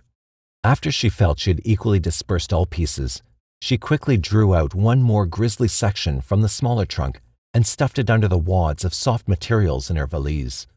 The glance she afforded that final cutting told her it was Sammy's severed limbs. When the revolting session was done, she raced to the bathroom and released from her gut the curdling horrors of the weekend. By then, the Sunday sun had risen to erase the gloom and vapors of the night. Only one hurdle remained this morning, October 18th, getting the 2 heavy trunks to the train station for the 8 o'clock evening departure of the Golden Star liner. Again, Jack Halloran proved inaccessible, and she hoped he had at least fulfilled his promise of reserving her a seat on the train. For muscle, she sought the help of her landlord, Howard Grimm, who lived in a small house behind hers. Grimm was delighted to lend a hand and promised that he and his son Kenneth would stop by her place at 6:30 p.m. to get her to the depot on time. At the appointed hour, Ruth pointed them towards the bedroom, where they found 2 black trunks. Grimm recalled grunting as he tried to lift the big trunk. Mrs. Judd apologized for its weight, explaining that it contained her husband's medical books. It took the strength of 2 men to carry the trunk to the touring car, but Kenneth managed the smaller trunk himself. Winnie Ruth carried out a battered suitcase and a hat box. When weighed at the station, the large trunk came in 170 pounds overweight. Ruth's heart fell, sure that the handlers would refuse to accept it. But when she was told she would have to pay $4.50 extra for its excess weight, she realized she was home scot-free. The baggage man then clipped a numbered claim check to each of the trunk's handles, had her sign the receipt, and wheeled the things from her sight. She watched, thankfully, as they disappeared behind the baggage room door. Picking up her ticket, Jack had prepaid it. She boarded the train and rested her head back upon the cold leather of the cushion. Through the skylight grating, she could see that the sky overhead had darkened. A few stars twinkled in easy harmony. 12 hours from now, she would be in Los Angeles. 12 hours. She hoped Jack's Mr. Wilson would recognize her. She wore the brown suit, the one she told Jack to tell his friend to watch for. 12 hours. What would become of the trunks? She didn't know, hadn't asked. She didn't need to. She knew that Jack always had a way of getting things done, He knew people, knew how to deal. This time, she was sure, would be no different. But at Los Angeles Union Station, Mr. Wilson, or Williams, or whatever his name was supposed to have been, never materialized. And when she phoned, the Halloran's housekeeper told her the master was not available. He had gone hunting and would be unreachable for quite some time. It didn't take the newspapers long to find a name for Winnie Ruth Judd, and it was the Trunk Murderess, plain and simple. For a while they toyed with the Tiger Woman, but that seemed too generic and didn't quite fit the genre of this woman whose petite, angelic face ran largely on the front pages of every newspaper across the nation. It was the kind of face that men fell in love with and women gaped at, unable to understand how a face like that belonged to, obviously, a femme fatale. They thought that if a Hollywood director were to cast someone in a role of a character whose activities resembled her insidious actions, they never would cast anyone who looked like Winnie Ruth Judd. Newspapers clawed for information, anything they could find on the Indiana preacher's daughter gone haywire.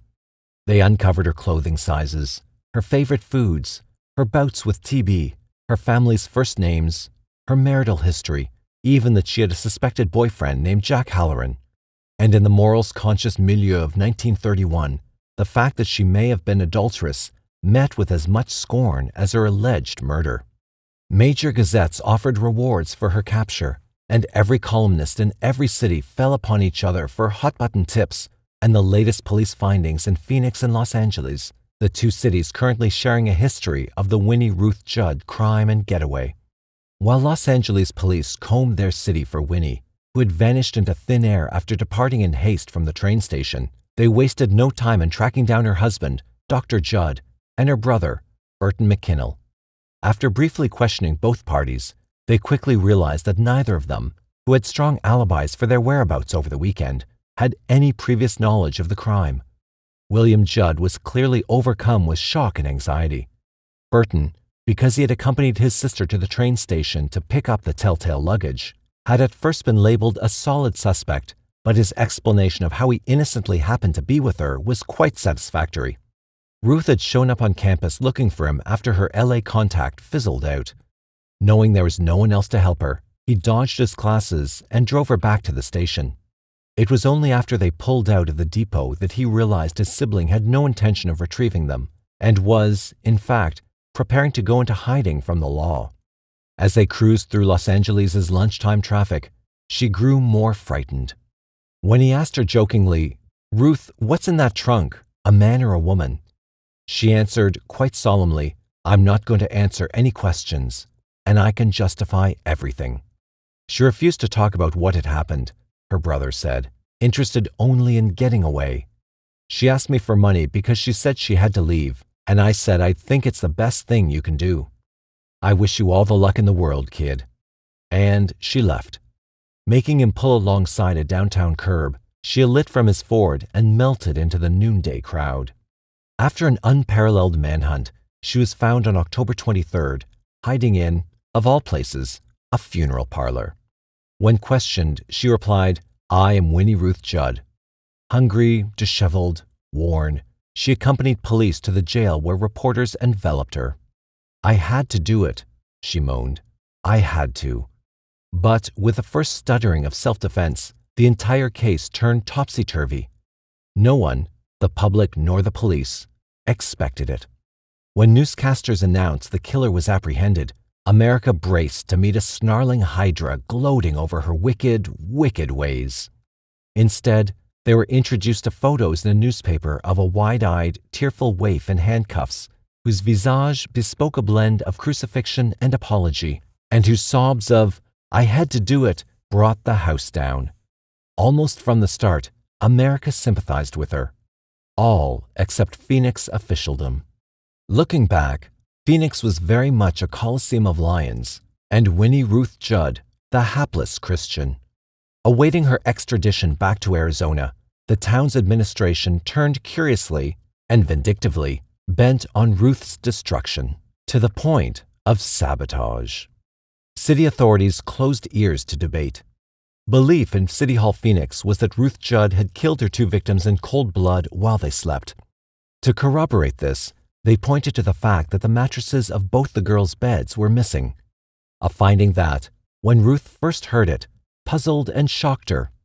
The last glimpse she had had of the bedroom, the mattresses were in place upon Anne and Sammy's beds. But, in the detective's assumption, the only reason why a suspect would have disposed of them was that they were soaked by incriminating blood. There is a splattering of blood on the walls near one of the beds, and Ruth knew that must have come from Jack Halloran's transporting of Sammy to the bedroom. But they refused to listen to her explanations about the mattresses or the splatters. The intrigue was growing. She felt it tightening, and her words were not being heard. After all, they were falling on those deaf ears. To keep the smoky light of guilt on Ruth, Phoenix administrators kept autopsy reports of the murdered women vague. If they had not, the American public would have read that the mutilations performed on Sammy were not mutilations at all. Whoever cut up the girl had been experienced in anatomy. The dissections were clean and accurate, and not performed by an amateur like Ruth. As well, police also surfaced their discovery of an ominous letter written by Sammy Samuelson the day she died. The 3-page document, addressed to her sister, was found unmailed at the scene of the crime. To the press, a police spokesperson cited a fragment of that letter as reading, "We're much happier by ourselves as Ruth and Anne clashed on so many things, and their quarrels were sometimes violent." The actual letter read, "We are so much happier here by ourselves. Ruth and Anne clashed in many things. We get along so well, but it shows that there has to be a lot of tolerance which comes from love." When Ruth told her story to the police, she spoke of a scuffle, of Sammy attacking her with a pistol, of a .25 caliber bullet entering her hand while she tried to ward off the attack, of Anne clubbing her with an ironing board. She was left with bruises that, if appraised honestly by the police and prosecution, would have held weight in her defense. When arrested, Ruth received emergency surgery to remove the bullet that had lodged in her palm. The hand had turned gangrenous. In the same examination, Dr. Grace Homan found an extraordinary number of fresh welts, cuts, and discolorations, 147 of them, across her body. They were the type usually produced by assault. Photographs still extant today were taken that graphically depict the extent of the injuries. The attending physician's diagnosis was that, as she later wrote, Mrs. Judd put up a tremendous fight for her life. But somehow, the diagnosis and photographs of the wounds that Ruth suffered evaporated from the investigation report as if they had never existed. Police called Ruth a liar. Of her hand wound, they proclaimed she shot herself after the fact on Saturday to insinuate a struggle the night before. They had not uncovered one person who saw Ruth with a bandaged hand the day after the supposed attack. So they asserted. Yet, in the most botched and plotted mishap of the whole investigation, they ignored the testimonies of 5 people who vouched they had seen her left hand bandaged early Saturday morning at work, as well as a crucial piece of testimony given by a streetcar driver who drove her home Friday night after the fracas. Patients Grace Mitchell and Stella and Mike Kirkies saw the bandage and commented on it that Saturday morning at Grunau Clinic. Medical Secretary Faye Aries and handyman Emil Clemens vividly remembered her left hand in gauze. And as for the trolleyman B. Yogemeyer, he had told police that when he picked her up at approximately 11:30 Friday night to take her back towards her home, her left hand was completely wrapped. In retrospect, the bandaged hand did not fit with what the police wanted to say, that Ruth shot and killed her 2 friends in their sleep, butchered the bodies, shoved the pieces into an array of portables, went home to sleep soundly, appeared at work the following morning, blew a bullet into her hand for an illusion of innocence in case she was suspected, then proceeded to machinate her escape plans to Los Angeles. The reason for the suspected cover-up? To shield Phoenix's man of the hour, Jack Halloran. Ergo, had Ruth's hand been accepted as actually invalidated during the melee, then there wouldn't have been a ghost of a chance for any sane man or woman to believe that a 100-pound woman, by herself, with tuberculosis, and with one good hand, and lifted the much heavier Anne Leroy into a trunk, cleaved Sammy, cleaned the house, and disposed of the mattresses. Quite evident of Phoenix's fear of itself, that is, its reputation, was the fact that when Jack's name became implicated in the bloody mess, as either Ruth's boyfriend or as an alleged accomplice. All papers across the country, except in Phoenix, printed his name. According to Miss Bommersbach, the Arizona Republic and the Phoenix Gazette referred to him only as Mr. X. Several neighbors had spotted Halloran's automobile on North 2nd Street, parked near the scene of the fatality, on both Friday and Saturday evenings. Ruth's neighbor, idling in the suspect's driveway on Friday, had also seen it. Police heard them out, checked the reported license plates against state records, and concluded the car, a gray Packard, was indeed registered to Halloran. Sharp newspapermen got a hold of this bit of dynamite, and, as every other major news outlet in the Union ran the information page 1, the local press in Phoenix simply disregarded it, as did the police when they failed to include the findings in the prosecutor's dossier. While American newspapers continued to consider a possible other person theory, Phoenix mouthpieces refuted it. They disregarded Mr. X's presence as hearsay and never took pains in pursuing either an abettor or, for that matter, a motive that might have involved anyone else outside of Mrs. Judd's personal jealousy and animosity. Considering all this, imagine the behind-the-scenes dither that must have ensued when the International Wire Service leaked a report that a diary belonging to Anne Leroy had been discovered in her home, a diary that named certain members of Phoenix's upper elite who had patronized the two women. According to the Wire, the alleged diary contained intimate details of the slain girls and their beaux. The state's attorney's office was forced to admit its existence, but refused to comment. Everyone wondered what was in that diary, and whom. From its suggestion, it sounded like it name-dropped not only Jack Halloran, but also several other married and prominent men in town of recognized high standing and moral caliber.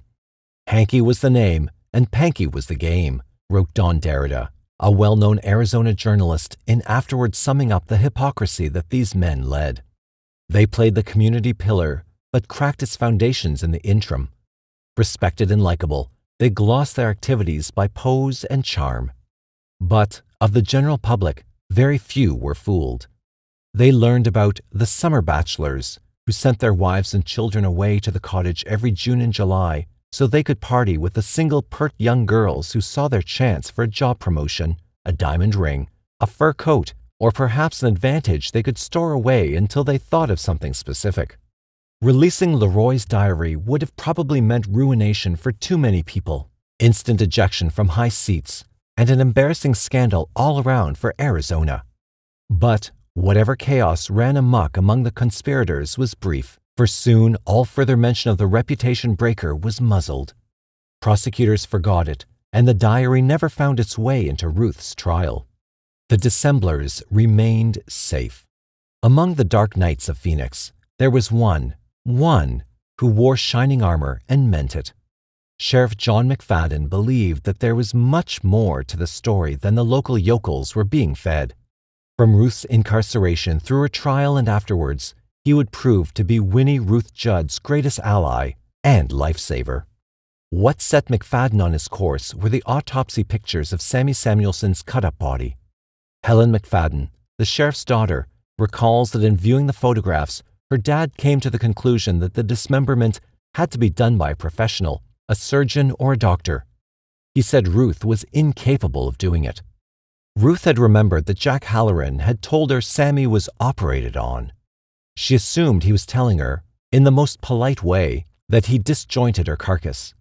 In her confused and frightened state, she hadn't stopped to consider anything else.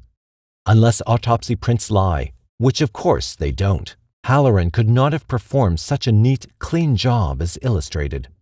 Who could have done it? Scholars point to one man, Dr. Charles W. Brown, the same physician who Halloran claimed lay in his debt.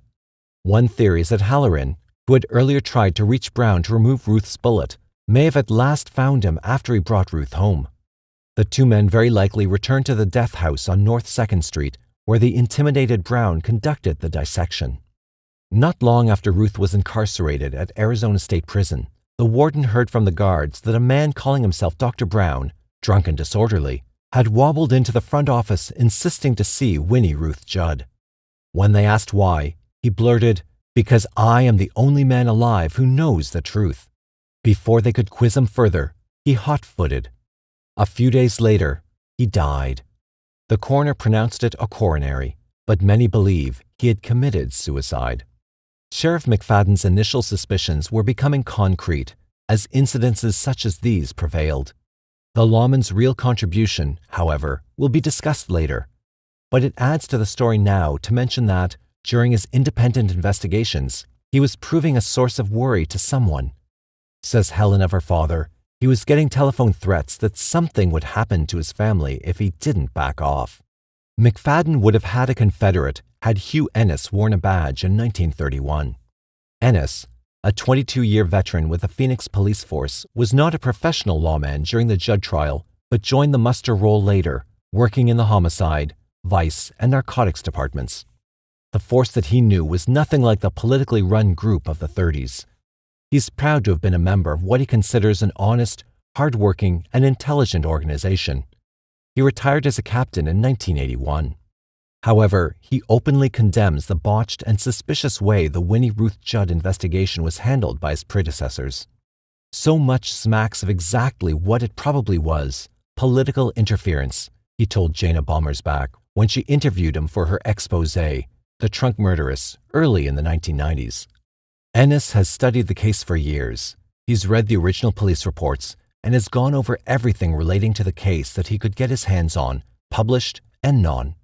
In reviewing the trial transcripts and copies of police interviews with eyewitnesses, he presents his overall judgment of the case. The police indeed took care of the investigation so that the pieces fit someone's private puzzle, not the truth. The police sent officers out there who let reporters traipse all through the place. Right then, they no longer had a crime scene. Any crime scene integrity was gone. Who knows what evidence was destroyed as these people were milling around?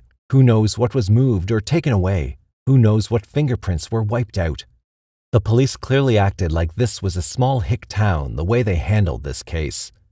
To make matters worse, says Ennis, the county's blood expert didn't arrive to take blood samples until 28 days after the murders, and after the landlord had opened the place to the public, charging admission to literally thousands of curiosity seekers who paraded through it. By then, Ennis reports, blood sampling became a useless gesture. Ennis cannot understand how the state could uphold their claim that Winnie shot her two friends in the bedroom while they slept. He attests, there just wasn't enough blood in that bedroom. If she'd shot the woman as the prosecution said, there should have been a lot of blood in that bedroom around both beds.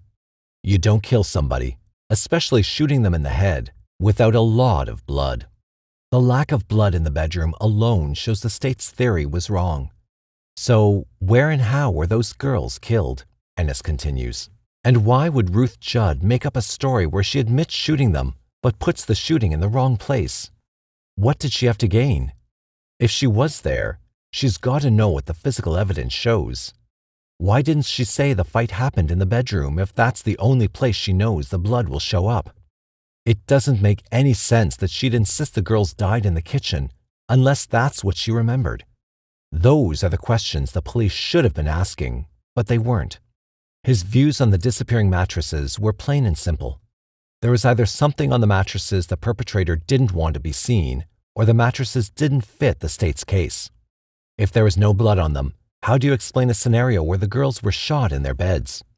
Ennis notes that the missing mattress factor should have been considered a highly important focus. The police quickly dropped the issue and no investigation took place.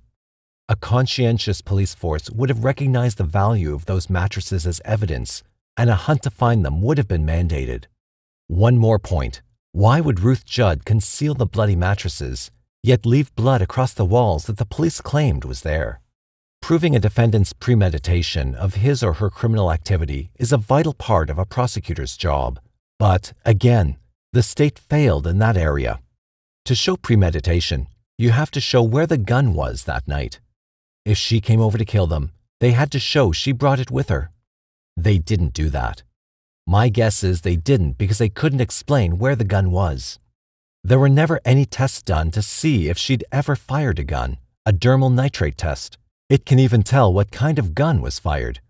Of her actions in the week prior to the killings, there was nothing to suggest a plan. She wasn't conserving her resources to make a getaway, adds Ennis. The evidence you see presents a picture of a person caught in a predicament who has to improvise. I couldn't take the evidence the police gathered and get a case through a preliminary hearing or a grand jury, to say nothing of a murder trial. You'd pull the stunts today that they pulled, and the judge would tell you, get out of town. He'd throw the case out.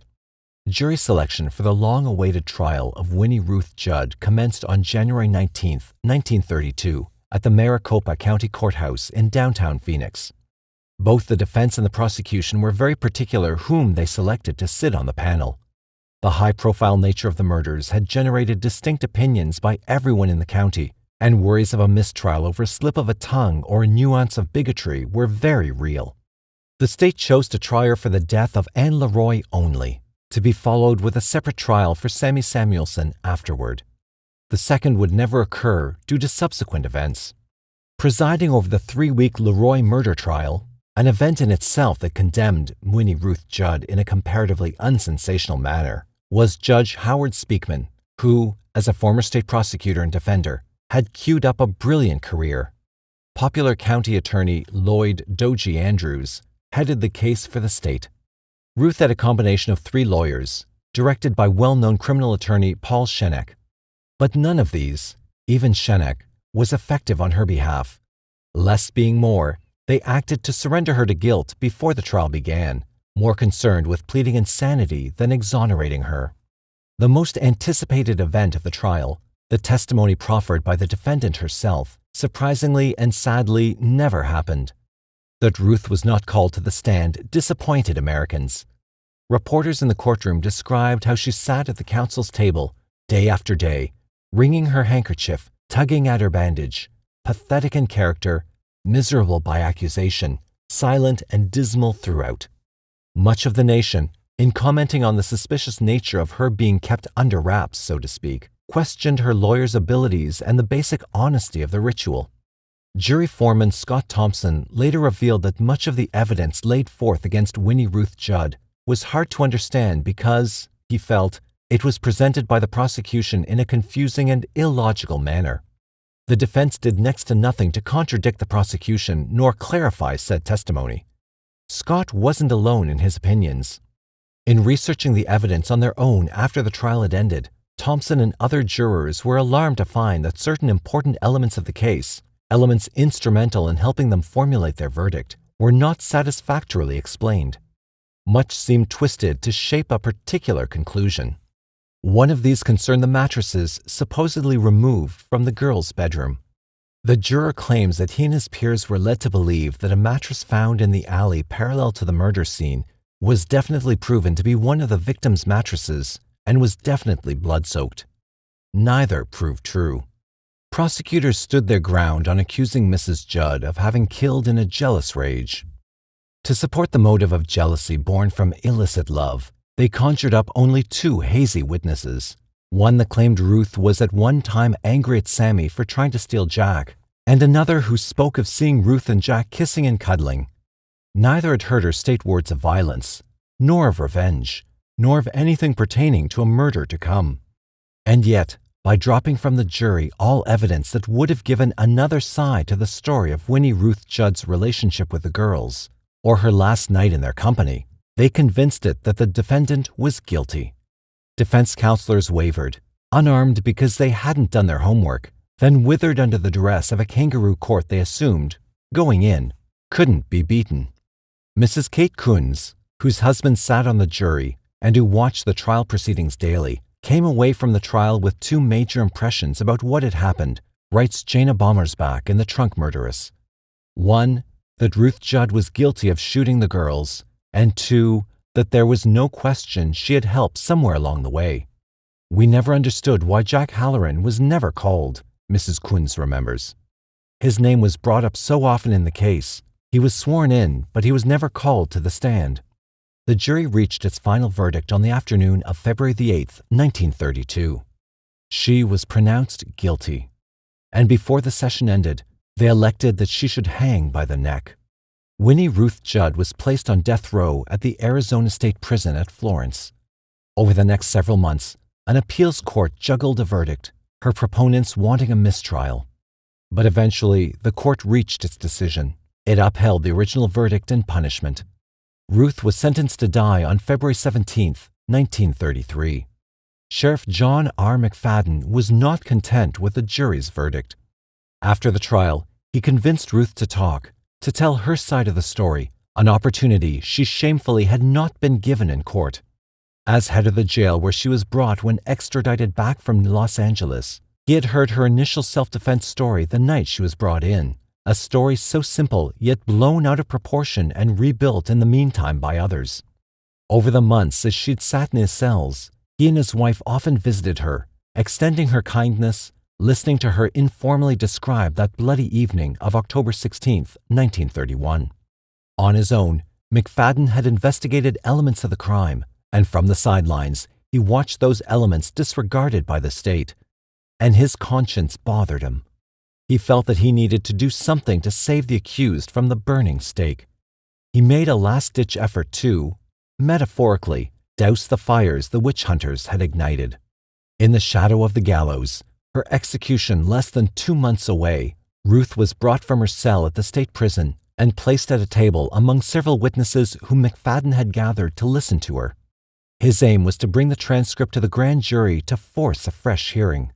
He believed he could do it. Around the table that evening of December 18, 1932, were, besides Ruth and Sheriff McFadden, Oliver Wilson, Ruth's new lawyer, William Delbridge, the prison warden, Jeff Adams, one of McFadden's deputies, and a court stenographer. And she talked. Whatever method McFadden used to convince the grand jury to listen, Judd biographer Jana Bommersbach suggests that he might have even threatened to arrest Jack Halloran himself. He was successful. The efforts given by the convening grand jury proved to be not just another sideshow, but a body of jurors interested in American justice. On the stand, Ruth related the entire story, the way it happened.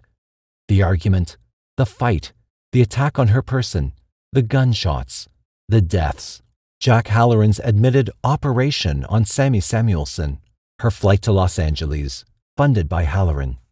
Van Beck, one of the jurors, in recalling the case, remembers how the courtroom was spellbound as it heard, for the first recorded time, an altogether new version of the crime. New revelations spilling out of Winnie Ruth's mouth. Revelations that not only made sense, but were traceable to a source of truth. We didn't believe it was cold-blooded murder, he summarizes. We felt positive she was unable to cut up the body. We were told it took a professional. Most people in the valley knew other people were involved in this crime, but there was nothing they could do. The others involved were prominent married men. Then, 2 amazing things happened.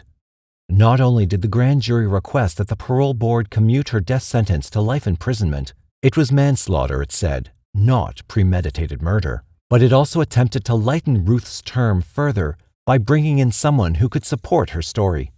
It indicted Jack Halloran. McFadden eagerly volunteered to deliver the subpoena personally.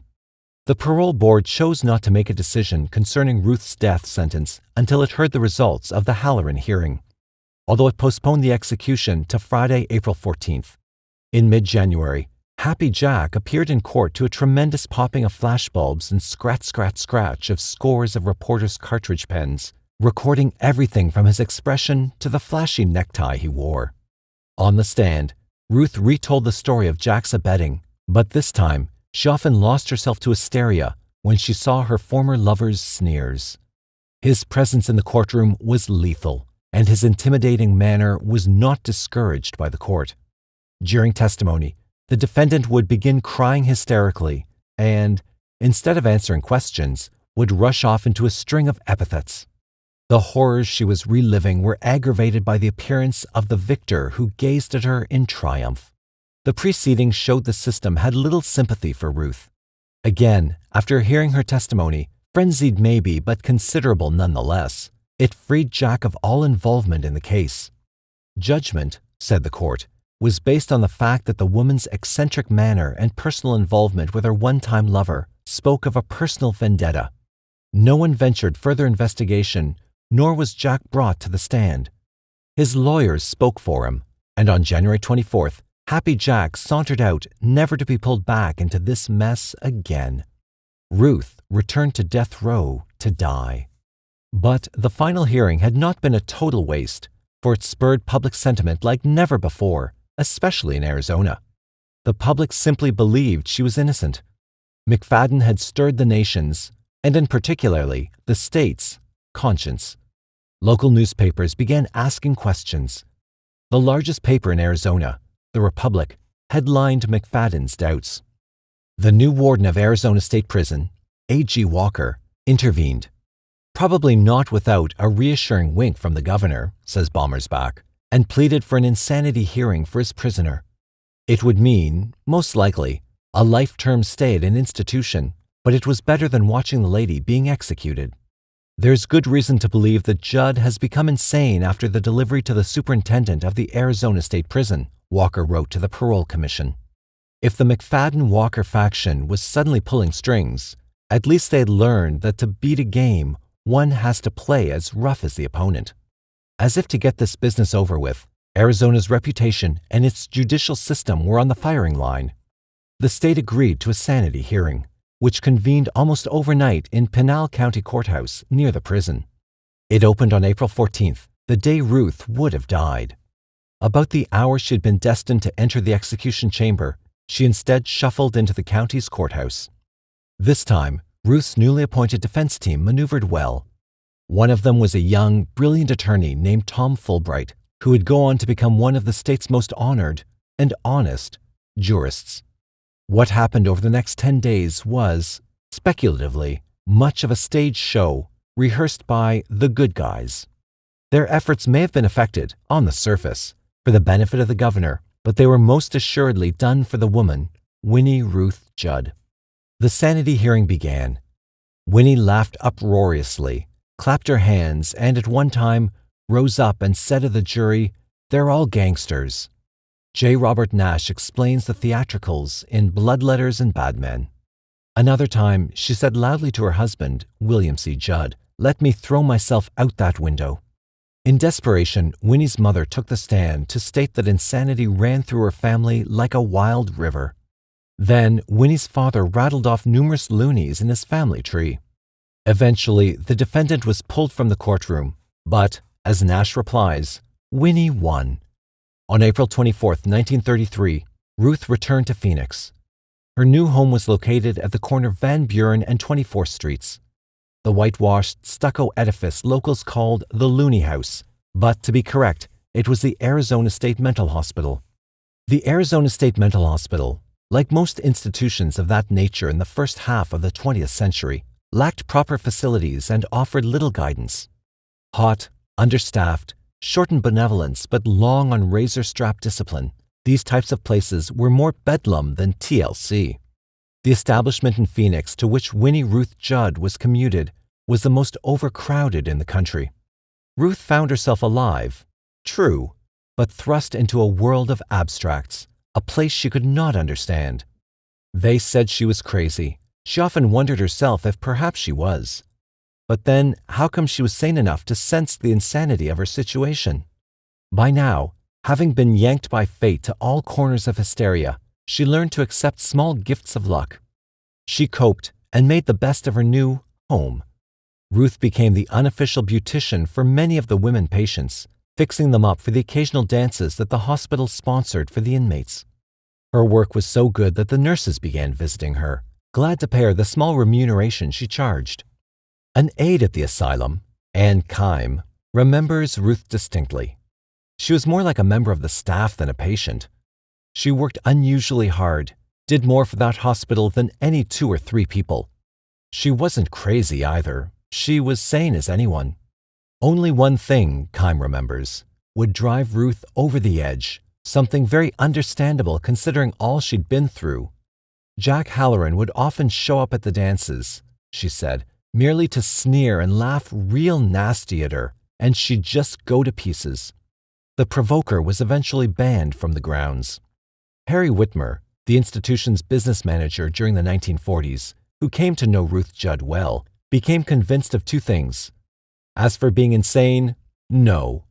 Also, there's a major question in a lot of people's minds if she was guilty or not, or if she was just taking the rap. Ruth became an escape artist. During her 30-plus years of incarceration, from 1933 to 1971, she continuously gave the place the slip, usually for a brief period of time, then ultimately for nearly 7 years. The board of directors babbled. They could not figure out how she was able to duck out despite precautionary measures. Years later, after she was given official freedom, Ruth admitted that one kind nurse, who realized the injustice handed her, had given her a key to the front door. Between 1939 and 1962, Ruth escaped 7 times. October 24, 1939, for 6 days. She returned on her own. December 3, 1939, for several days. Grabbing a bus to Yuma, Arizona, 180 miles away, police found her there. For this escape, she was put into solitary confinement for 24 months, retained barefooted and in pajamas. May 11, 1947, for 12 hours. She absconded in broad daylight but was picked up that night hiding on the grounds of a nearby resort. November 29, 1951, for a few hours. Authorities located her, stuck in Phoenix. February 2, 1952, for 5 days. While on the lam, she remained in abetting friends' homes the while, eventually turning herself in. November 23, 1952, for 2 days. Escaped after Thanksgiving dinner and was found by police in the home of a friend. October 8, 1962, for 6.5 years. This latter escape requires more than a capsule summary. Traipsing around Arizona for several months, hiding out, particularly in Kingman, Ruth wound up in Oakland, California. There she utilized a pseudonym, Marion Lane, and even dared to apply at an unemployment agency for a local job. Her brother was financing her, but she wished to make a go of it on her own. Passing herself off as a maidservant, Ruth was hired by the extremely wealthy Nichols family of San Francisco to serve as both maid and sitter for the aging matriarch, affectionately called Mother Nichols. Her employer lived in a huge mansion overlooking the Bay Area. Up in years, she found Marion Lane the ideal helper and companion. She tended to the laundry, the cooking, the general housekeeping, and when Mother Nichols entertained, the setting up of delicate luncheons and afternoon teas. Ruth was in heaven. When the old lady passed away just before Christmas of 1967, the Nichols relatives invited Marion to stay with them in a cottage they owned on their property north of San Francisco. Police found her there on June 27, 1969. They had traced her through the records of the State Driver's License Bureau. When Ruth had been found insane in 1933, the ruling had not altogether eradicated a possibility that she might eventually return to the gallows if she ever recovered her mind. With this looming fear, she time and time again appealed to the authorities to have that aberration removed. In 1952, with the help of some supporters, she was given another hearing to have the death penalty officially voided. Again she described that terrible night. Again she described Jack Halloran's flim-flam. Again, Jack Halloran dodged punishment. But first things first, and this time the first thing being her petition for leniency, the state freed her once and for all from the noose. Now, back in the custody of the asylum after her latest and longest escape, Ruth demanded a sanity hearing, knowing that if she was found sane enough for the outside world, it wouldn't mean that she must die there. Having had a taste of the normal life, she yearned for freedom more than ever. She phoned the world-famous attorney Melvin Belli in 1969. He took her case immediately. Assisted by local Arizona attorney Larry DeBus, Belli convinced the state parole board to review the case pending the possibility of release. In October 1969, Belli appeared before the hearing with a brilliant summary of her case, her life, and brought forth many witnesses to attest to Winnie Ruth Judd, her character, her innocence, and her sanity. Over decades, some things don't change. This was proven when the board denied parole. The attorneys campaigned. They built up such a cry for her release from among the American public and press that, when her case came up again before the same parole board in February 1971, it listened this time. After the parade of paparazzi, the testimony, the repetitions, and memories of so many years, the board declared, "The case is not one you sweep under the rug and forget about." As time passes, more and more people will join the ranks of those who think her sentence should be commuted. What we will see is not a question of modern penology, but the portrayal of out-and-out persecution of an elderly grandmother-type unfortunate woman. It is incumbent upon the board to give her a commutation of the sentence now. Early morning, December 21st, 1971, Governor of Arizona Jack Williams put pen to paper. That evening, Ruth walked out of the asylum, this time without dodging the lights. Winnie Ruth Judd returned to California as Marion Lane, where she lived in Stockton with her dog, Skeeter. She died at the age of 93 in her sleep, peacefully, on October 23, 1998. John McFadden, the lawman who saved her from the gallows in the nick of time, found his career politically ruined afterward. Expecting such, he retired from active duty. Embittered at the foulness of the men who ran him out of office for trying to help a human being, he claimed he would do it all over again, the same way, had he the chance. Jack Halloran was fired by his silent partners in his lumber business for the scandal he created. He eventually disappeared into oblivion. Many people today believe that he may even have been the man who killed the two girls, but of course, that cannot be, at this point in time, substantiated. Theorists say he promised Ruth that if she stood in for him on the killings, he would see that she was freed. He then paid his way out and walked away. Virginia Federer is one who believes Halloran was the killer. A daughter of an Arizona legislator in the state's early days, Federer stands by the story she told Jana Bommersbach in 1990 about her meeting with him in the late 1930s. It was New Year's Eve, and Federer and her husband dined at the Adams Hotel, a hangout for local politicians. There, she says, they met Halloran. She goes on, someone asked him a question, like if he could take care of a problem, and he was bragging that, sure, he could fix it. Then he said, I can't recall his exact words, but it was to the effect that, if you knew the right people, you could fix anything in this town. He laughed and said that Winnie Ruth was out in the state hospital paying for what he'd done. He was bragging about it. What sort of person was Winnie Ruth Judd? According to those who knew her, who spent real time with her, she was the flip side of everything the criminal court painted. Not a tigress, not vehement, not prone to either jealousy or abandon. Rather, she emanated, throughout her life and despite her troubles, a considerate quality of goodwill. Dark Horse Multimedia is fortunate to have among its readership Lynn Cisneros, who shares with us her personal recollection of Winnie Ruth Judd. As a child, Lynn spent 3 days and nights with the woman who the world sadly knew only as the Trunk Murderess. Her memories speak fondness and affection. After Ruth's 7th escape from the asylum in 1962, and before she ventured to California, she spent several months in the town of Kingman, Arizona. Kingman sits plunked in the scenic desert along the intersection of Interstate 40, west of Flagstaff, and U.S. Highway 93, south of Las Vegas. While in town, Ruth the fugitive posed simply as Mrs. Ruth Judd, a married woman fleeing an abusive spouse. The local minister, Reverend Giese and his wife, as well as the members of the local First Assembly of God Church, welcomed the woman with open arms. Asking no questions, inviting her into its community of worshippers, the congregation found its newest member, whom they called Sister Ruth, to be a sweet, intelligent, soft-spoken lady who demonstrated a kind smile and expressed a warm heart to all she met. Sister Ruth was allowed to live in a small trailer adjacent to the church parking lot and accessible to the church. She lived alone with a Persian cat whom she called Whitey. The animal's color being obvious, laughed Cisneros. I've often wondered if the pastor knew her real identity and accommodated her because he recognized the true value in the real woman. He was that kind of man, very insightful. I really do believe he might have known. The congregation, Cisneros states, loved Ruth. They brought her food and helped her out in a number of ways, and, in turn, she returned whatever favors she could by doing domestic work for different families, cooking for them, cleaning for them. She earned a small income performing various chores, the money which would keep her in food and clothing. Cisneros remembers that Sister Ruth often led the singing at church and assisted in activities presented by the Missionettes, a girls' Christian club sponsored by the church in which Cisneros belonged.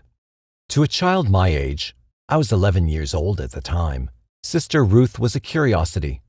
She came out of nowhere and, well, was just there one day, as big as life, She didn't say much if encountering her on the streets or crossing the church lot, but she always extended a friendly greeting and magnificent smile. I'd see her out front of her place, talking to the pastor or just petting Whitey. She loved that cat. Cisneros remembers vividly that scar on the lady's left hand. One day she asked her about it, and Sister Ruth explained that a long time ago she had been bitten by a spider. "It was a terrible bite," she remarked. "My index finger still occasionally goes numb." One day, little Lynn, who was then Lynn Dowling, received the shock of her life. I was and still am an avid reader, and I pored over the pages of the Arizona Republic with voracity. My father, then head of the town council, subscribed to the paper. Anyway, I happened to be reading the paper when I caught an article about the latest flight from justice of Winnie Ruth Judd, the Trunk Murderess. I felt my child's eyes nearly burst from their sockets when they fell on the accompanying black and white of the infamous figure. I recognized that face immediately as our beloved Sister Ruth. The paper described the escapee's hair as fair, whereas Kingman's newest citizen had black hair. But, Cisneros adds, I was old enough to know about hair dye. As well, the article mentioned a scar on her left hand from the gunshot wound. Imagine my shock. Bursting with news, she told everyone, her parents, her neighbors, others in the church, even the pastor, that she had uncovered a deep, dark secret about mysterious Sister Ruth. But, says she, they all rolled their eyes and laughed. The pastor smirked, patted me on the head, and told me, Now, Lynn, don't worry about such things. You see, I was immediately tagged as the kid with an overactive imagination. Cisneros will never forget the day her parents announced they were taking a little trip out of town for 3 days. But not to worry, for they were keeping Lynn and her 9-year-old brother in capable hands, Sister Ruth's. Alone with the Trunk Murderess. Just think how I felt. She shakes her head at the absurdity of the situation. I mean, this was something right out of an Alfred Hitchcock movie. 2 defenseless kids, whom no one believes, dropped into the hands of a psycho. They were 3 long days and nights. The worst part of it was bedtime. I distinctly remember pressing a chair under my bedroom doorknob, cramming the chair dead right against it to keep her out. I slept with a butcher knife under my bed. That is, if I did sleep at all. Actually, I don't think I closed my eyes once. I just laid there, listening, waiting, expecting to hear the thump, thump, thump of a trunk being dragged up the stairs towards my room. She suddenly laughs. What a silly child, but that goes to show the power of the media, even in 1962. Now, in my maturity, I think back to recall how consistently gentle she was, so loving to me and my brother during those 3 days she watched us. She made us excellent meals, looked out for our welfare, and, for that matter, might as well have been our godmother for all the care she proffered. She was a wonderful woman. When asked to give her overall impression of Winnie Ruth Judd, the person, Cisneros doesn't hesitate. Everything about her seemed positive. She wanted to please, and she tried hard to do it. I believe in my heart she was innocent of all crimes alleged against her. To me, she'll always be Sister Ruth. She is, no doubt, resting in peace today.